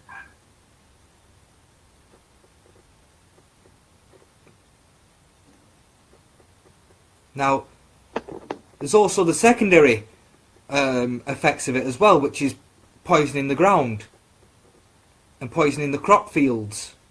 So you have to buy the Monsanto seeds that are aluminium resistant. I think it's Monsanto's it's to do with a lot of it. But, you know, why go with... The biggest problem we've got, if they are putting hard metals, very small molecules, into the atmosphere, they'll all wash onto the land and then wash onto the sea, and also be collected by the sea. This is going to basically kill all animal life, isn't it? Yes. Regardless whether we think what they're doing it for our benefit or not. If you're putting hard metals, it's going to kill all the coral reefs which supply this food chain. The food chain, you kill the coral reefs, the food chain in the whole sea will die. It's phytoplankton. That's the key component of the marine food chain, is the tiny little plants that produce more oxygen than the Amazon rainforest. Well, all of the rainforests all over the world. These tiny little sea plants that float about in the water produce more oxygen and get rid of more carbon dioxide than anything else on the planet. And they are the key to the food chain. Little shrimpy things, eat them. And then fish eat the little shrimpy things. And then bigger fish eat the bigger fish and they eat the bigger fish. I had a problem with the plankton in America years ago. And they put some sort of sulfate down, I think it was sulfate, but it got the green algae growing, which actually started the food chain again. And they learned they could actually put these chemicals on the water. Yeah, it's a very complicated web, is the food web. And if you start to take pieces out from the web, then it can have devastating effects. Absolutely devastating effects on the world. You know, look at bees. They're a crucial, integral part to the food web. And they're dying off in the billions because of, well, I believe because of the aluminium that they're spraying in the atmosphere. And they can't handle it. It isn't it? Gav Foster's just posted. John Wedger has looked into all of this and cost him his job. That would have been the McCanns and the dark rabbit hole of child abuse, I believe. Yeah. You know, it's almost cost him his life, really. If he hadn't got such a media presence, I think they would have killed him by now.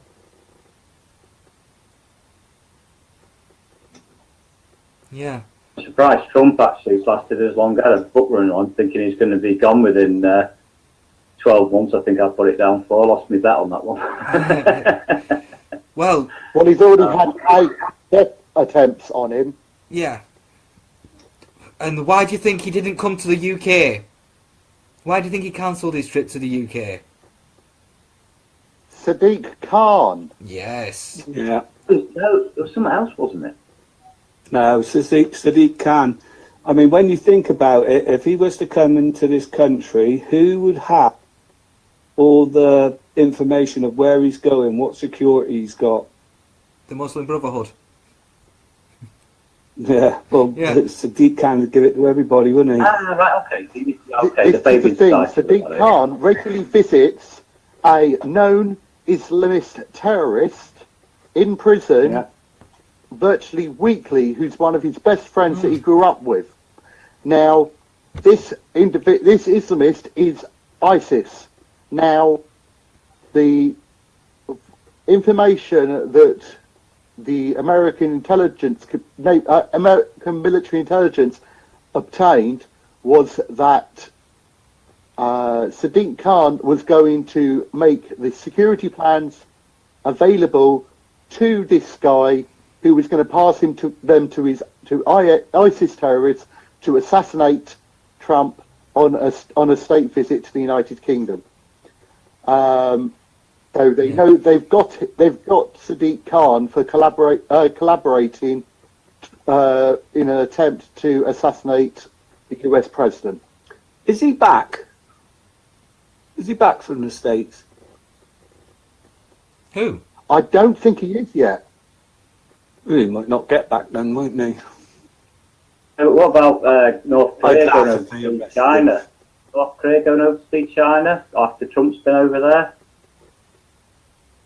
No, what it is, the Chinese hierarchy have been over to see Kim Jong-un, and one of Trump's posts, I don't know, what's the date on this?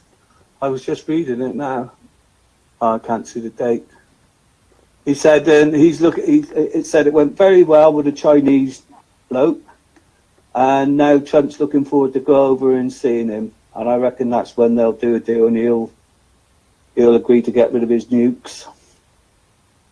Well, his nukes or the deep state's nukes? Deep that they've states. Well, the deep state's nukes. Yeah, North Korea was a CIA country. I bet his lot wouldn't even know how to fire them. Now they got rid of the CIA out there. Once they've taken away And the then he deep says, state. The They've deep said state. Second Amendment will never be repealed. See North much as the Korea and South Democrats would Korea like being it. united on this then, Spirit? Do you see them being united? Who? Do you see it being a separate country, or do you see it being one country? No, united. No, united. It's going to be the unification is going Yeah. to be part of the unilateral nuclear disarmament. Yeah. And then I think North Korea will turn into more of an industrial heartland for South Korea's technological development. So basically, they're going to give them freedom and a Rothschild bank then? No. No, By the time they get round to do that, North Korea is being freed from the deep state. They've been using North Korea for the games of the deep state. yeah, they were the ones that would have started the. They were the ones that Hillary Clinton would have started the Third World War with. No. Computers Well, she had many options. She had many options. Monetary system, aren't they? That's another thing about today is China. No, talking by about the time the monetary system. Yeah, well, they'll probably join the China and Russian monetary system. They might do that, but it won't be the Rothschilds because they'll be out of the picture by the time that happens. If they do that, all your oil, well, most of your gas and stuff coming from Russia, banking system, which is working, not like our corrupt one where we're in a debt society, it's going to be real, it'll be towards silver and gold.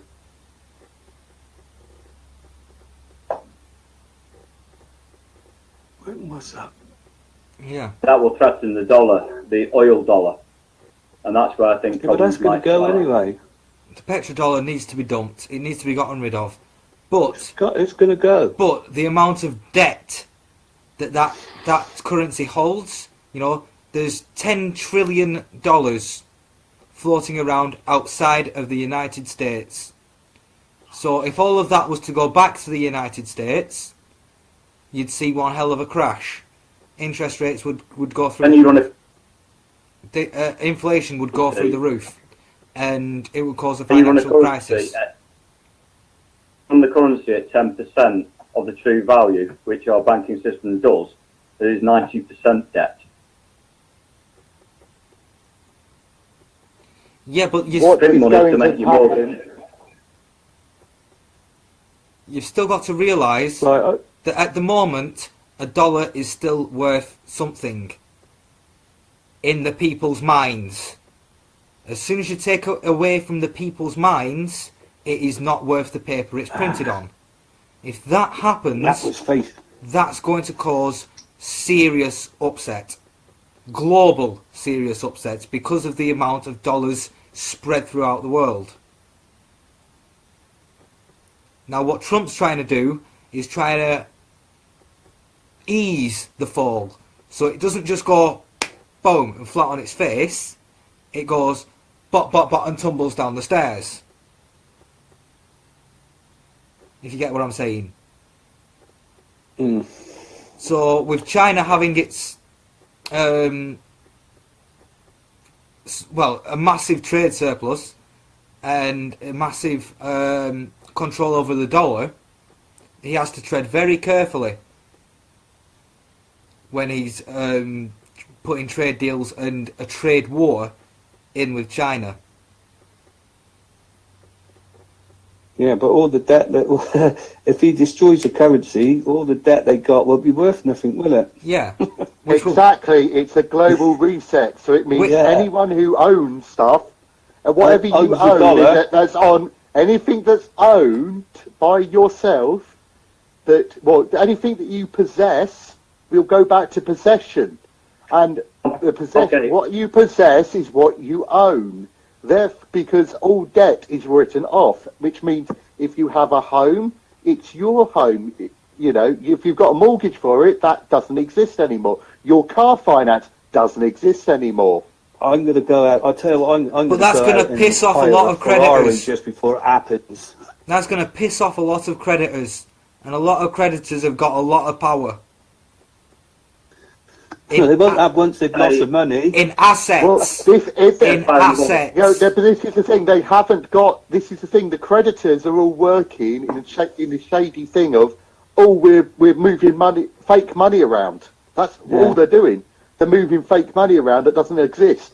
So what basically happens if you collapse? If you collapse the central banking system completely, they collapse themselves. So the creditors can't come after you because they haven't actually got anything to come after you because they're completely bankrupt themselves. To an extent, but they do have assets. To an extent, but they do have assets. They couldn't even hire a bailiff when that goes off, so they won't be able to get your money off you.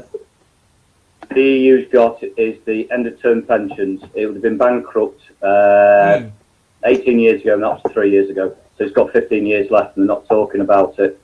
I'm going to say Gav Foster's posted a good one here. Has Congress approved the backing of gold for the dollar? I heard they have with a question mark. So does anyone know anything about that? Has Congress approved the gold for the dollar? Well, it's a stepping stone, but it's a tricky stepping stone to have because if you do, how much paper dollar is there? They don't have enough gold to back it up properly, so they would have to make a new currency like a greenback and print off proper dollars and have $2? You know, two forms of dollar, a paper dollar and the petrodollar and the gold-backed dollar. It would throw everything into chaos. So when we look at English money and how many times we've done it for security reasons and changed the £5, £10 or a £20 note, in America they never actually changed the dollar. It's always been the same. No, it hasn't. They changed it. It hasn't. 20 years ago. No, it hasn't. They've changed it 5 times recently. 20 years ago. They've changed it 5 times recently, mate. Have they? Yeah. 20 years ago, the Cubans used to take the American dollar and then they used to reprint on top of it. But they had their money, actually. The Cuban dollar was the same printing paper as the American dollar. So they bleached their own money and then reprinted it out as an American dollar and then put it back in the system again. Well, there's something about Cuba that does work. I think it does work with a two currency system. They have tourist money and local money. So the tourists get tourist money to spend and the locals get local money to spend. And I think I'm not 100% sure of this. You'll find that's a fixed rate currency, the same as in what's that African country? I went there on holiday, and what you do, you have to exchange your pounds to their exchange rate, so is yours as poor as all the people there when you go there. Whole banking system in Cuba is not recognised on the international market, so both currencies aren't recognised on the international market. The people in Cuba will do an equivalent of £17-18 a month from the state for what they do. Yeah. Cuban money, themselves as Cubans, aren't allowed to give it to tourists or anybody else who's not a Cuban. It's illegal. So if you do get given a coin or a note, it's actually a very big privilege of somebody. What I was surprised, it's a very big Catholic place as well. They're very Catholic, which surprised me. And they really they adorn and show me photographs of when they met the Pope. Great people, diverse, multilingual, highly intelligent. I don't always agree with the system, how it works or what's gone on, I suppose, but those people know how to do that. He's done all right, Castro, out of all those things. I'm not agreeing exactly what he's done, but to unite 4 factions of an island together and to go through what he's done, he's actually done a good job.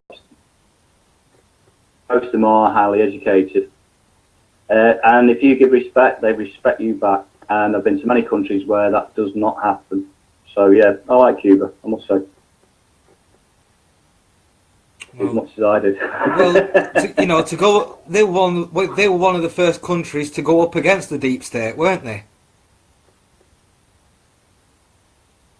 The Americans offered help to take the Spaniards away. Help. And then decided they wanted it for themselves because of the crude oil.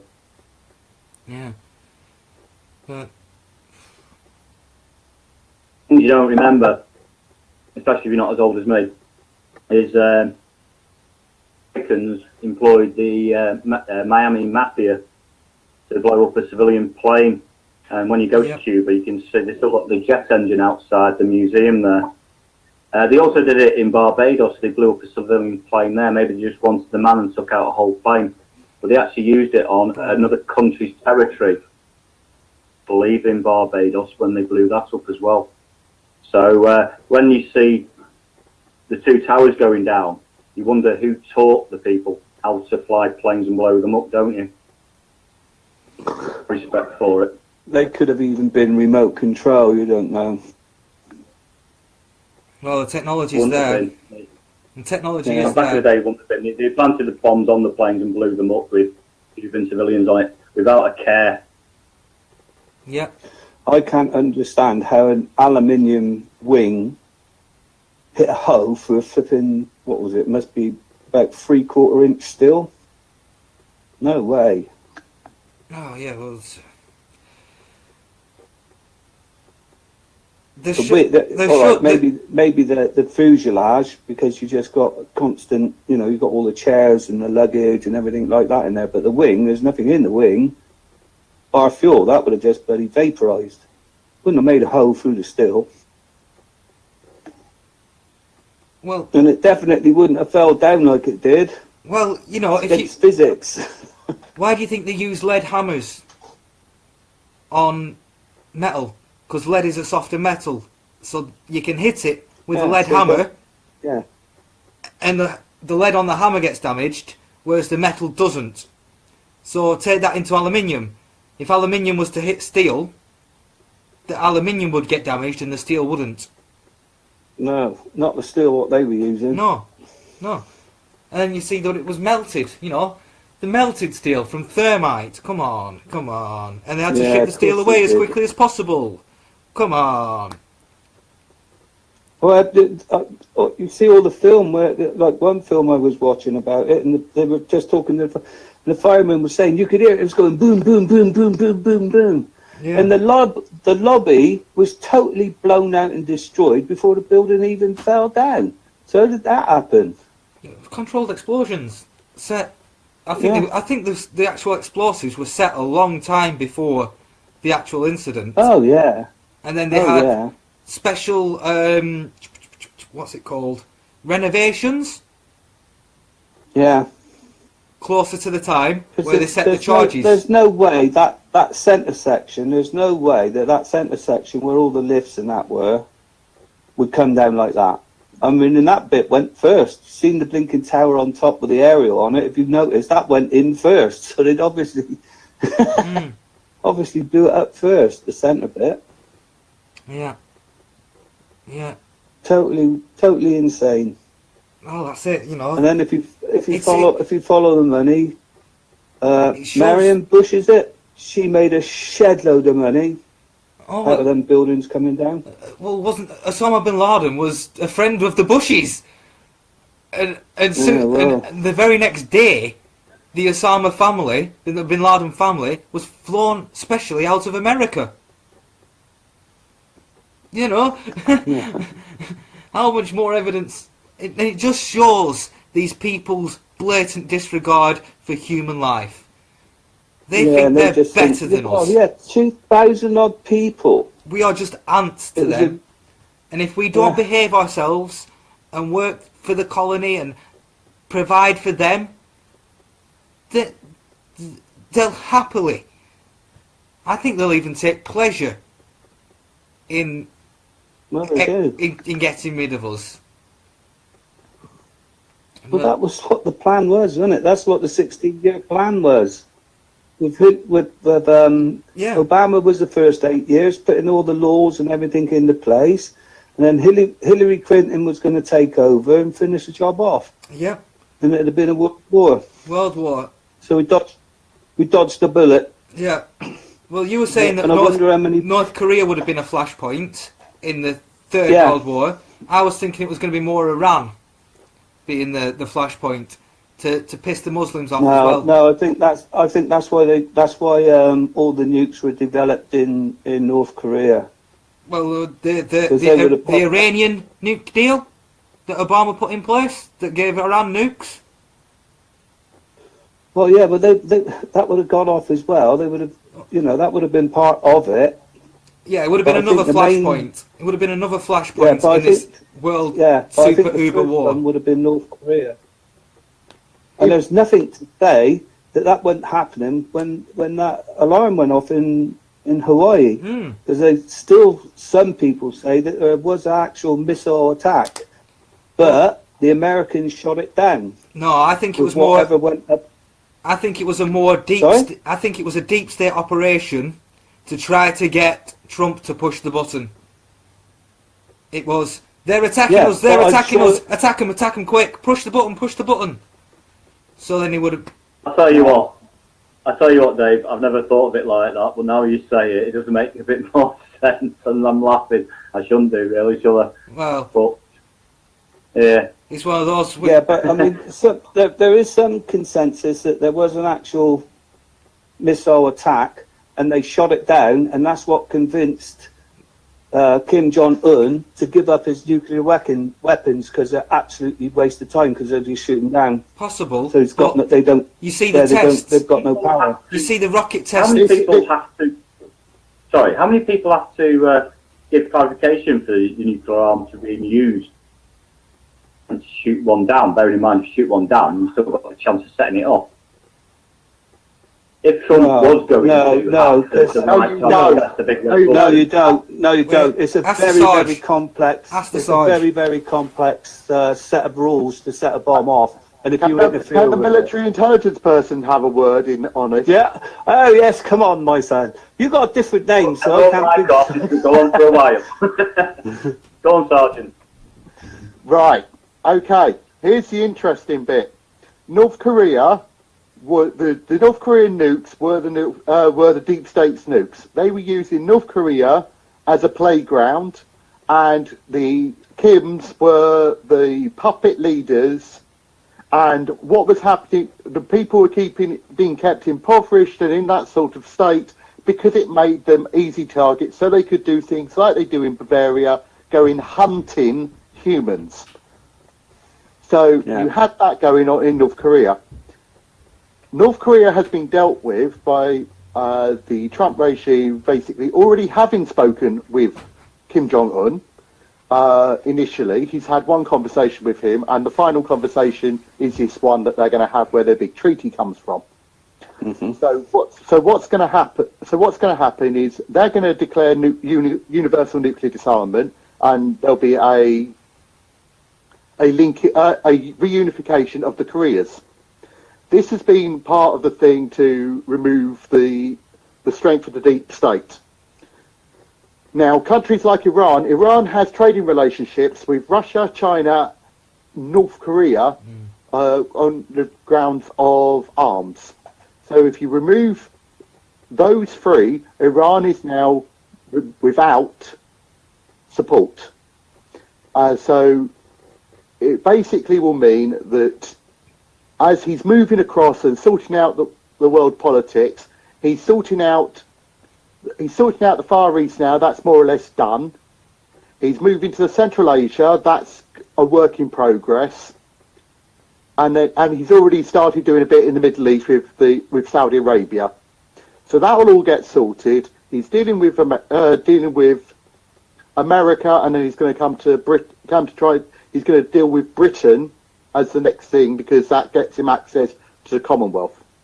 Now, the whole issue with the nuclear program is there is now no free and open access to the information that the deep state was holding until the nuclear attack started. Away from the president. They've now got this information, and it's a short window of time. Well.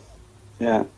So the deep state had all their plans in that, and the nuclear attack would have fired it off, so there would have been a massive download, and that's what they were after, the download for the plans for the deep state, basically. Exactly. That's a new angle. Stopped on Facebook, Dave. I think the show's stopped on Facebook. You have to reboot it again. What?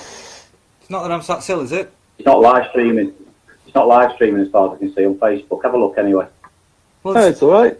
Yeah, I've still got it's all right. I think we lost all of our viewers for a moment. We had 10 viewers, and it just went and dropped down to 1. Yeah, it might be Gremlins my side, but I thought you stopped streamlining. Sorry to interrupt then. Sorry. Right. Yeah, I am sat still, so it might. I've frozen. Yeah, but it is me, just in the dark. In the dark. Scary. Who's that in the dark? It's David Wolf. Is that you, Dave? Yeah. Oh, is it? Yeah, me in the dark. You know, I thought I was going to cover my cap. Because that. You see, I was going to get some. That sign on your cap stands out like a mile. I was going to get some sticky tape and do this, and do the whole show like that. But I thought, nah, nobody's going to want to watch that. So I thought, you know what? I'll put my sunglasses on, wear my sunglasses inside like a muppet, and at least give a bit of a face to the show. Yeah. You know, give some people somebody to watch. Yeah. Even though they're in the dark. Yeah, a silhouette. A silhouette to watch. Silhouette. Yeah. But you know, as we progress, hopefully I'll be able to get better technology, and upgrade my laptop and things, and start to be able to, you know, do what Ollie does and put things on the screen and information on the screen so people can see, like, the facts and the you know, the evidence that we have to back up our points. But I mean, it's good you got this far, to be honest. It's very good you got this far. Well, I thought in comments you got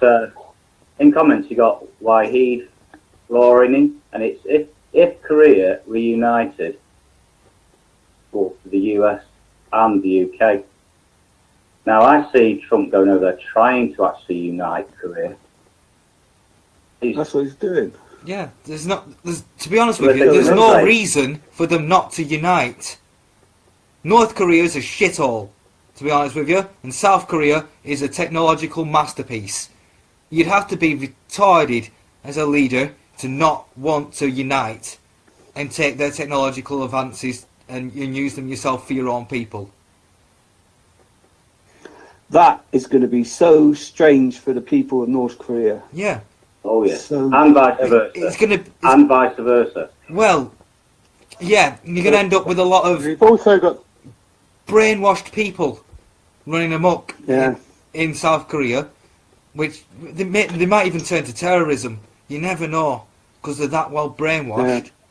Well, we'll see what happens over there, and then we'll know what's going to happen to the left over here. I think that Wahid is a bit of a, from what I'm seeing of his posts, a lot of the posts, he seems to be a bit of a troll. Yeah, he's a troll. If you look at all of his posts. Yeah, let's give him a hello to him. Hello, Wahid. Yeah. Western government fund and train jihad. Well, yeah, I know that. And return Middle East countries by arms offers. Well, there's nothing wrong with that. That's what happens, isn't it? This Gordon get on this show and put his point across so we can all talk with him. Yeah. I think.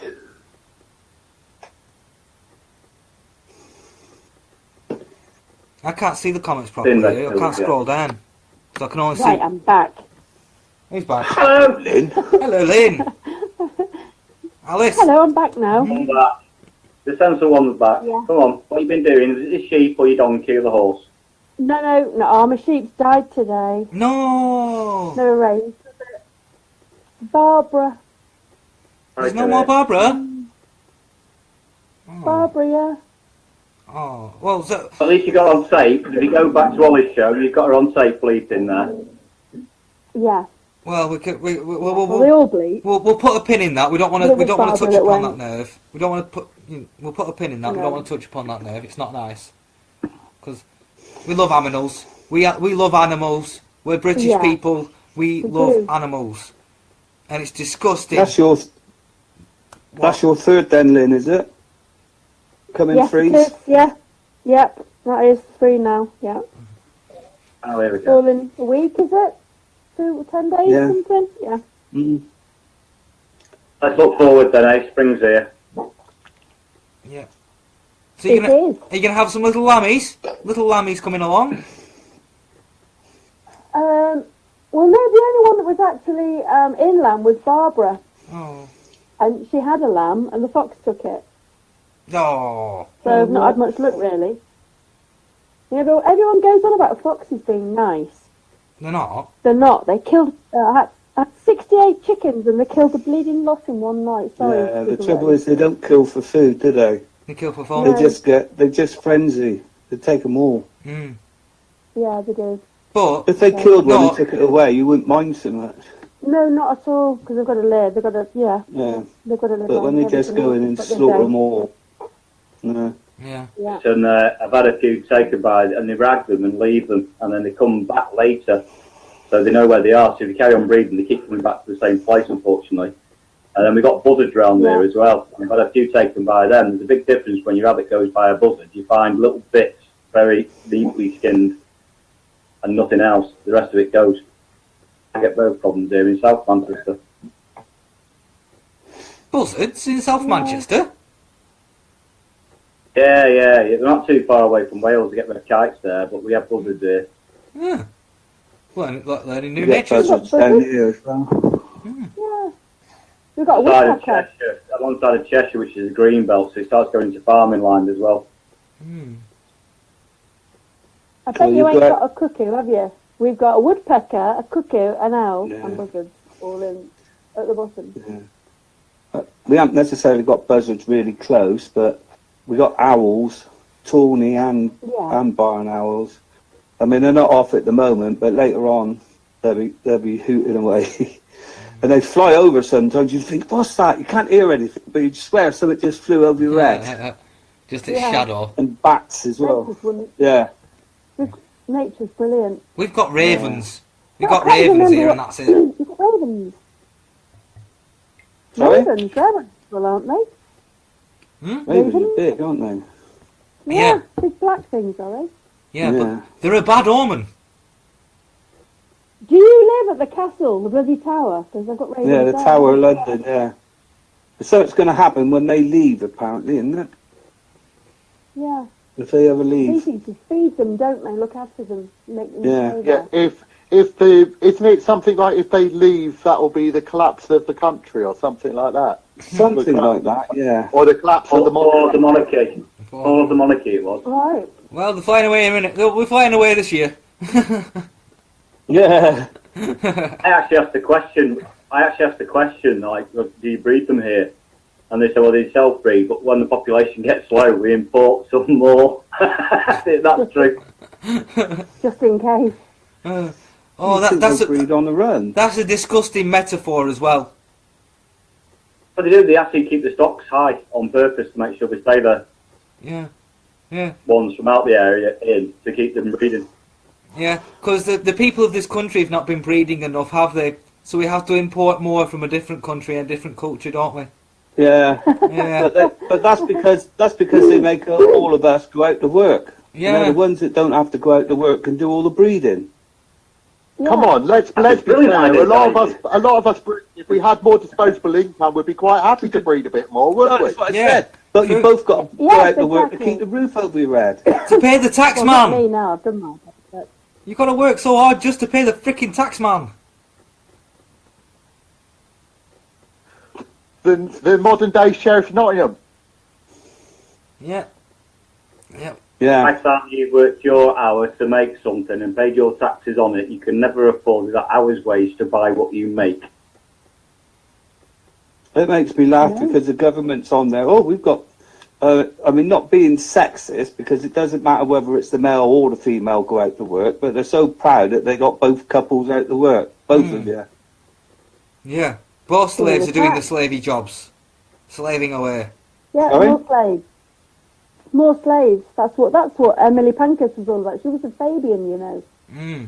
Suffragette. Say no more. Well, think about it. Back in the day, we used to be able to afford a single man could go out to work in a normal, everyday, run-of-the-mill job, Yep. and he could afford a mortgage to buy. Well, he could afford to buy a home with a mortgage, and he could make enough And to a get the car. deposit and all this, and a car and all that. He And could food. do that on his own. What's happened now is we're in a situation where you've got couples and they can't afford Yeah. And the government it. has to subsidise it. The government has to subsidise your life, even though you're both working your asses off. By design.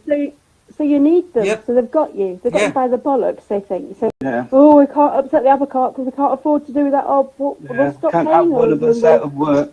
Can't have one We'll of us lose out our of house. Yeah. You're all going to lose your houses anyway Mm. Why? if the collapse doesn't happen. Because Yeah. as soon as they put the interest rate up, people won't be able to afford to pay the mortgage, will they? Negative. Yeah. Because you live in a debted society, your house is only worth what your mortgage isn't. So unless you own the house, you don't own it. Because when they crash the banks, 90% against the 10%, you'd be lucky to own 10% of the house by the time anything's left. So if you don't own what you've got and it's on loan, Well, and not only that, that's why the government and that haven't been building houses to keep the prices right up. Yep. Because a lot of the government and these MPs are buying houses like they're going out of fashion because they can afford to, Yep. and they can get government mortgages and loans to get their other houses. And if they built a load of houses, the price of houses have come down, and all their mates that rent all these houses out, is that most of them are like a Ponzi scheme. And if the house prices drop, a lot of those will collapse. And that's another reason to import a heck of a lot more people. Because that raises house prices as well. More people, less houses, more house prices. I mean, it made me laugh. It's that the Tory government said, "Oh well, we built a load of houses," and they got a worse record than Labour for building houses since they've been in. It's only 1 year that they beat Labour and all for the building houses, and I think that was last year. Yeah, because if you know, they can't wait. They built enough houses last year, which was their top year, and it didn't even cover the amount of families that came into the country from Europe. very good. Why the government doesn't build social houses and why it sold the stock off. When Margaret Thatcher did the unions over with the EU, and Scargill got a real top job in the EU after that for life. That's funny, isn't it? And he got a peerage lordship, which he always said he would never do. He sold them all out with them. But what Margaret Thatcher actually did with the housing market, by giving you the right to buy your council house and make it easy for you to get a loan for a mortgage and to have a credit card, you could now buy property. And as soon as more people became capitalists and have their own properties, not renting for the state, they're going on strike anymore. Because as soon as they go on strike, not only the kids not getting picked, they're getting kicked out of the house. If most people were in social houses like they used to be, you could afford to go on strike because you knew you couldn't get kicked out of it. Yeah. No, government's got no direction to build council houses. They'll make sure you'll have a housing association, and they've transferred it all over to that, so they're not liable for it. You'd get kicked out of them as well, wouldn't you, if you're not paying your rent? Yep. Or if you've got a 50-50 mortgage with them. So more and more people are becoming dependent on the debt of the state they are. Debt slaves. It's about 17 grand is the average of a household. So every house what's there on credit cards is 17 grand. and that's a never day. Really? Yeah, I don't do credit cards. Yeah, so but it's really Well, high. I don't. I only It was use never them for mentioned on the banking housing online, class. that's all. Yeah, but it was never mentioned on the housing class. They kept it very quiet because if they did, it was something went even further. When you've got a government, and all government bodies from Liberals, Conservative and Labour agreed it was in British interest that the taxpayer should not let them fall. And they all agreed on it in the interest as a common purpose, yeah? Yeah. And the reason why is your councils now get paid and got end-of-term pensions and everything, but most MPs are millionaires. They've all, 80% of them have got housing stock. Yep. Huge portfolios. And if they let the banks fall, they would lose if they don't own all their properties, and it's all on the never borrow the money syndrome. You'd actually lose it all. So when are you going to get a government which will vote not to collapse the banking system? When your government running it are all millionaires and got investments within the bank, it doesn't have to be houses, it can be stocks, it can be anything else, which will close the banks, will it? Yeah, they're not going to bite the nose off to spite the face. Yeah. The only benefit you've got from getting the population to have their own homes is that when they retire, they've paid off. If they've paid off their mortgage, that's it. They all they have to do is find the money for that. So the country doesn't actually have to fund them too much through benefits. But if you have someone in a council house, you've got to give them all these benefits just to keep them able to pay and live. Yeah. On old society to new society, Sergeant, that's good. Yeah, because the old society was different, wasn't it, than it is today? You didn't get child tax credits and everything else. You didn't even get maternity leave and things like that. That's good reflection. Well, that's when we were grown up. We're just children now. Dependents. We're all dependent. Well, not all, but a lot of us are dependent. Yeah. We used to be adults and look after ourselves, and now we're dependents on the state. But that's by design. Definitely by design. So we don't get rid of them. So we need them. And they can do whatever they want. We're in fear. But when the student upsetting the apple cart. ends up incurring debt for their education, they're straight in the system then, aren't they? They're never going to get out of it. You're actually teaching a new generation it's okay to be in debt. Yes. Yeah, well, again, that was by design, wasn't it? It's good to be a debt because slave. People aren't buying that many houses now, so how else can we trap them in the system? So okay, Well, they were on about money for education. They were on about it today, Lynn. They were saying that the housing market practically stopped now because there's no houses to buy. Yeah. Because everybody's bought a house, and everybody that's renting a house is renting a house, and nobody's moving. Because there's no new houses being built to move, to keep the market going. Mm. And it makes me laugh. Why do you think it is that the government just say, well, your child's at school now, you can go out to work and do so many hours a week. Or if your child, and we'll pay you money to put your child in care, in school, in a preschool or whatever. Why don't they just give the money to her to stay at home and look after it? Because then they can't indoctrinate. Yeah, exactly. Yes, Indoctrination. Mm. Yeah. That's what it's about. And yet a couple of years ago they were saying all these one-parent families and all this, that, and the other. It's no good. It's causing all this, that, and the other. Now they've got nobody looking after them. They have to pay them to put them in somebody else to look after. That's what the state wants. It wants to hold it wants your children even younger and younger and younger, so they can affect their minds and manipulate them. Can't people see that? How stupid that is?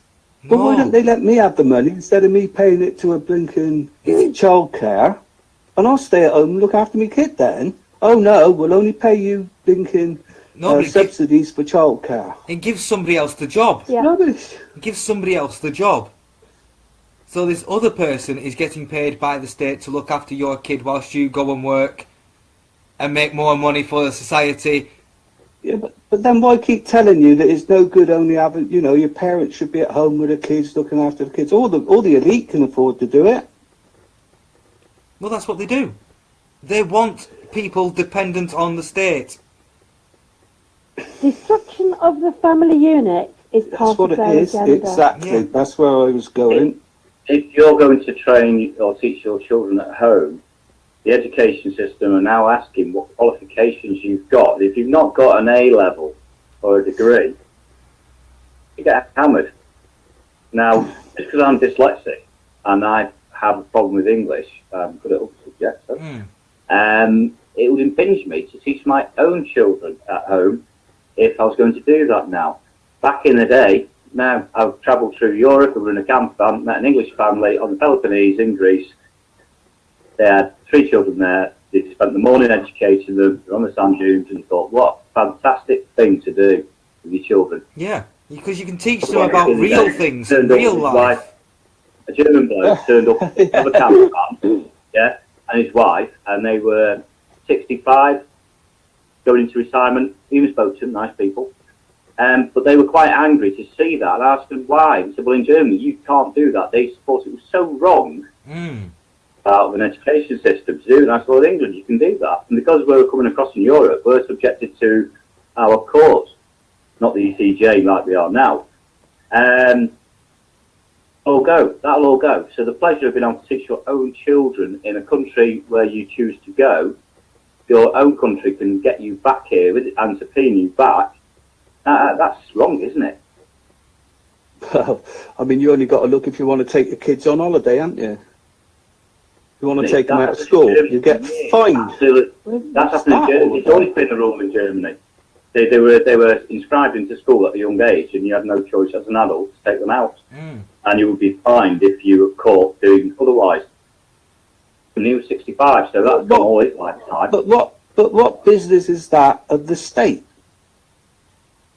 I agree with you, but the state of Germany was very different to English state going back 25 years ago. But it's no business of the state.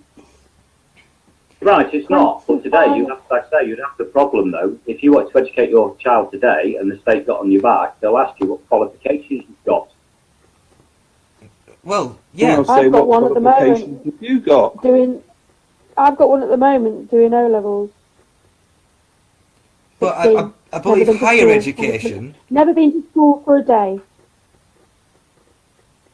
I wouldn't let him go. On the other one, who's got echo on? I can hear myself and I sound awful. It's David. David. He's Right, turned okay. Say again from the beginning, Liz. You've got open mic, Yeah, Dave. Yeah, I have to. Has he sorted it? I have to have it this way. I can't do it another way, or else it won't be able to broadcast over Facebook. Okay. Alright. It said he just started though. It wasn't like that from the beginning. Oh. I had a little bit of echo. Did you? If we all use our mics one at a time, then Lynn comes in and we'll work it out that way. So if you turn your mic off and one person speaks to David, then we'll work out what's going on. Well, it's not actually coming up on mine as an echo. It's not registering. It's just... Right, Okay, Lynn Cox, it. your name mixed up, so Lynn's feeding back for you for some reason, David. Might just be gremlins. Yeah, it might just be gremlins. Could be.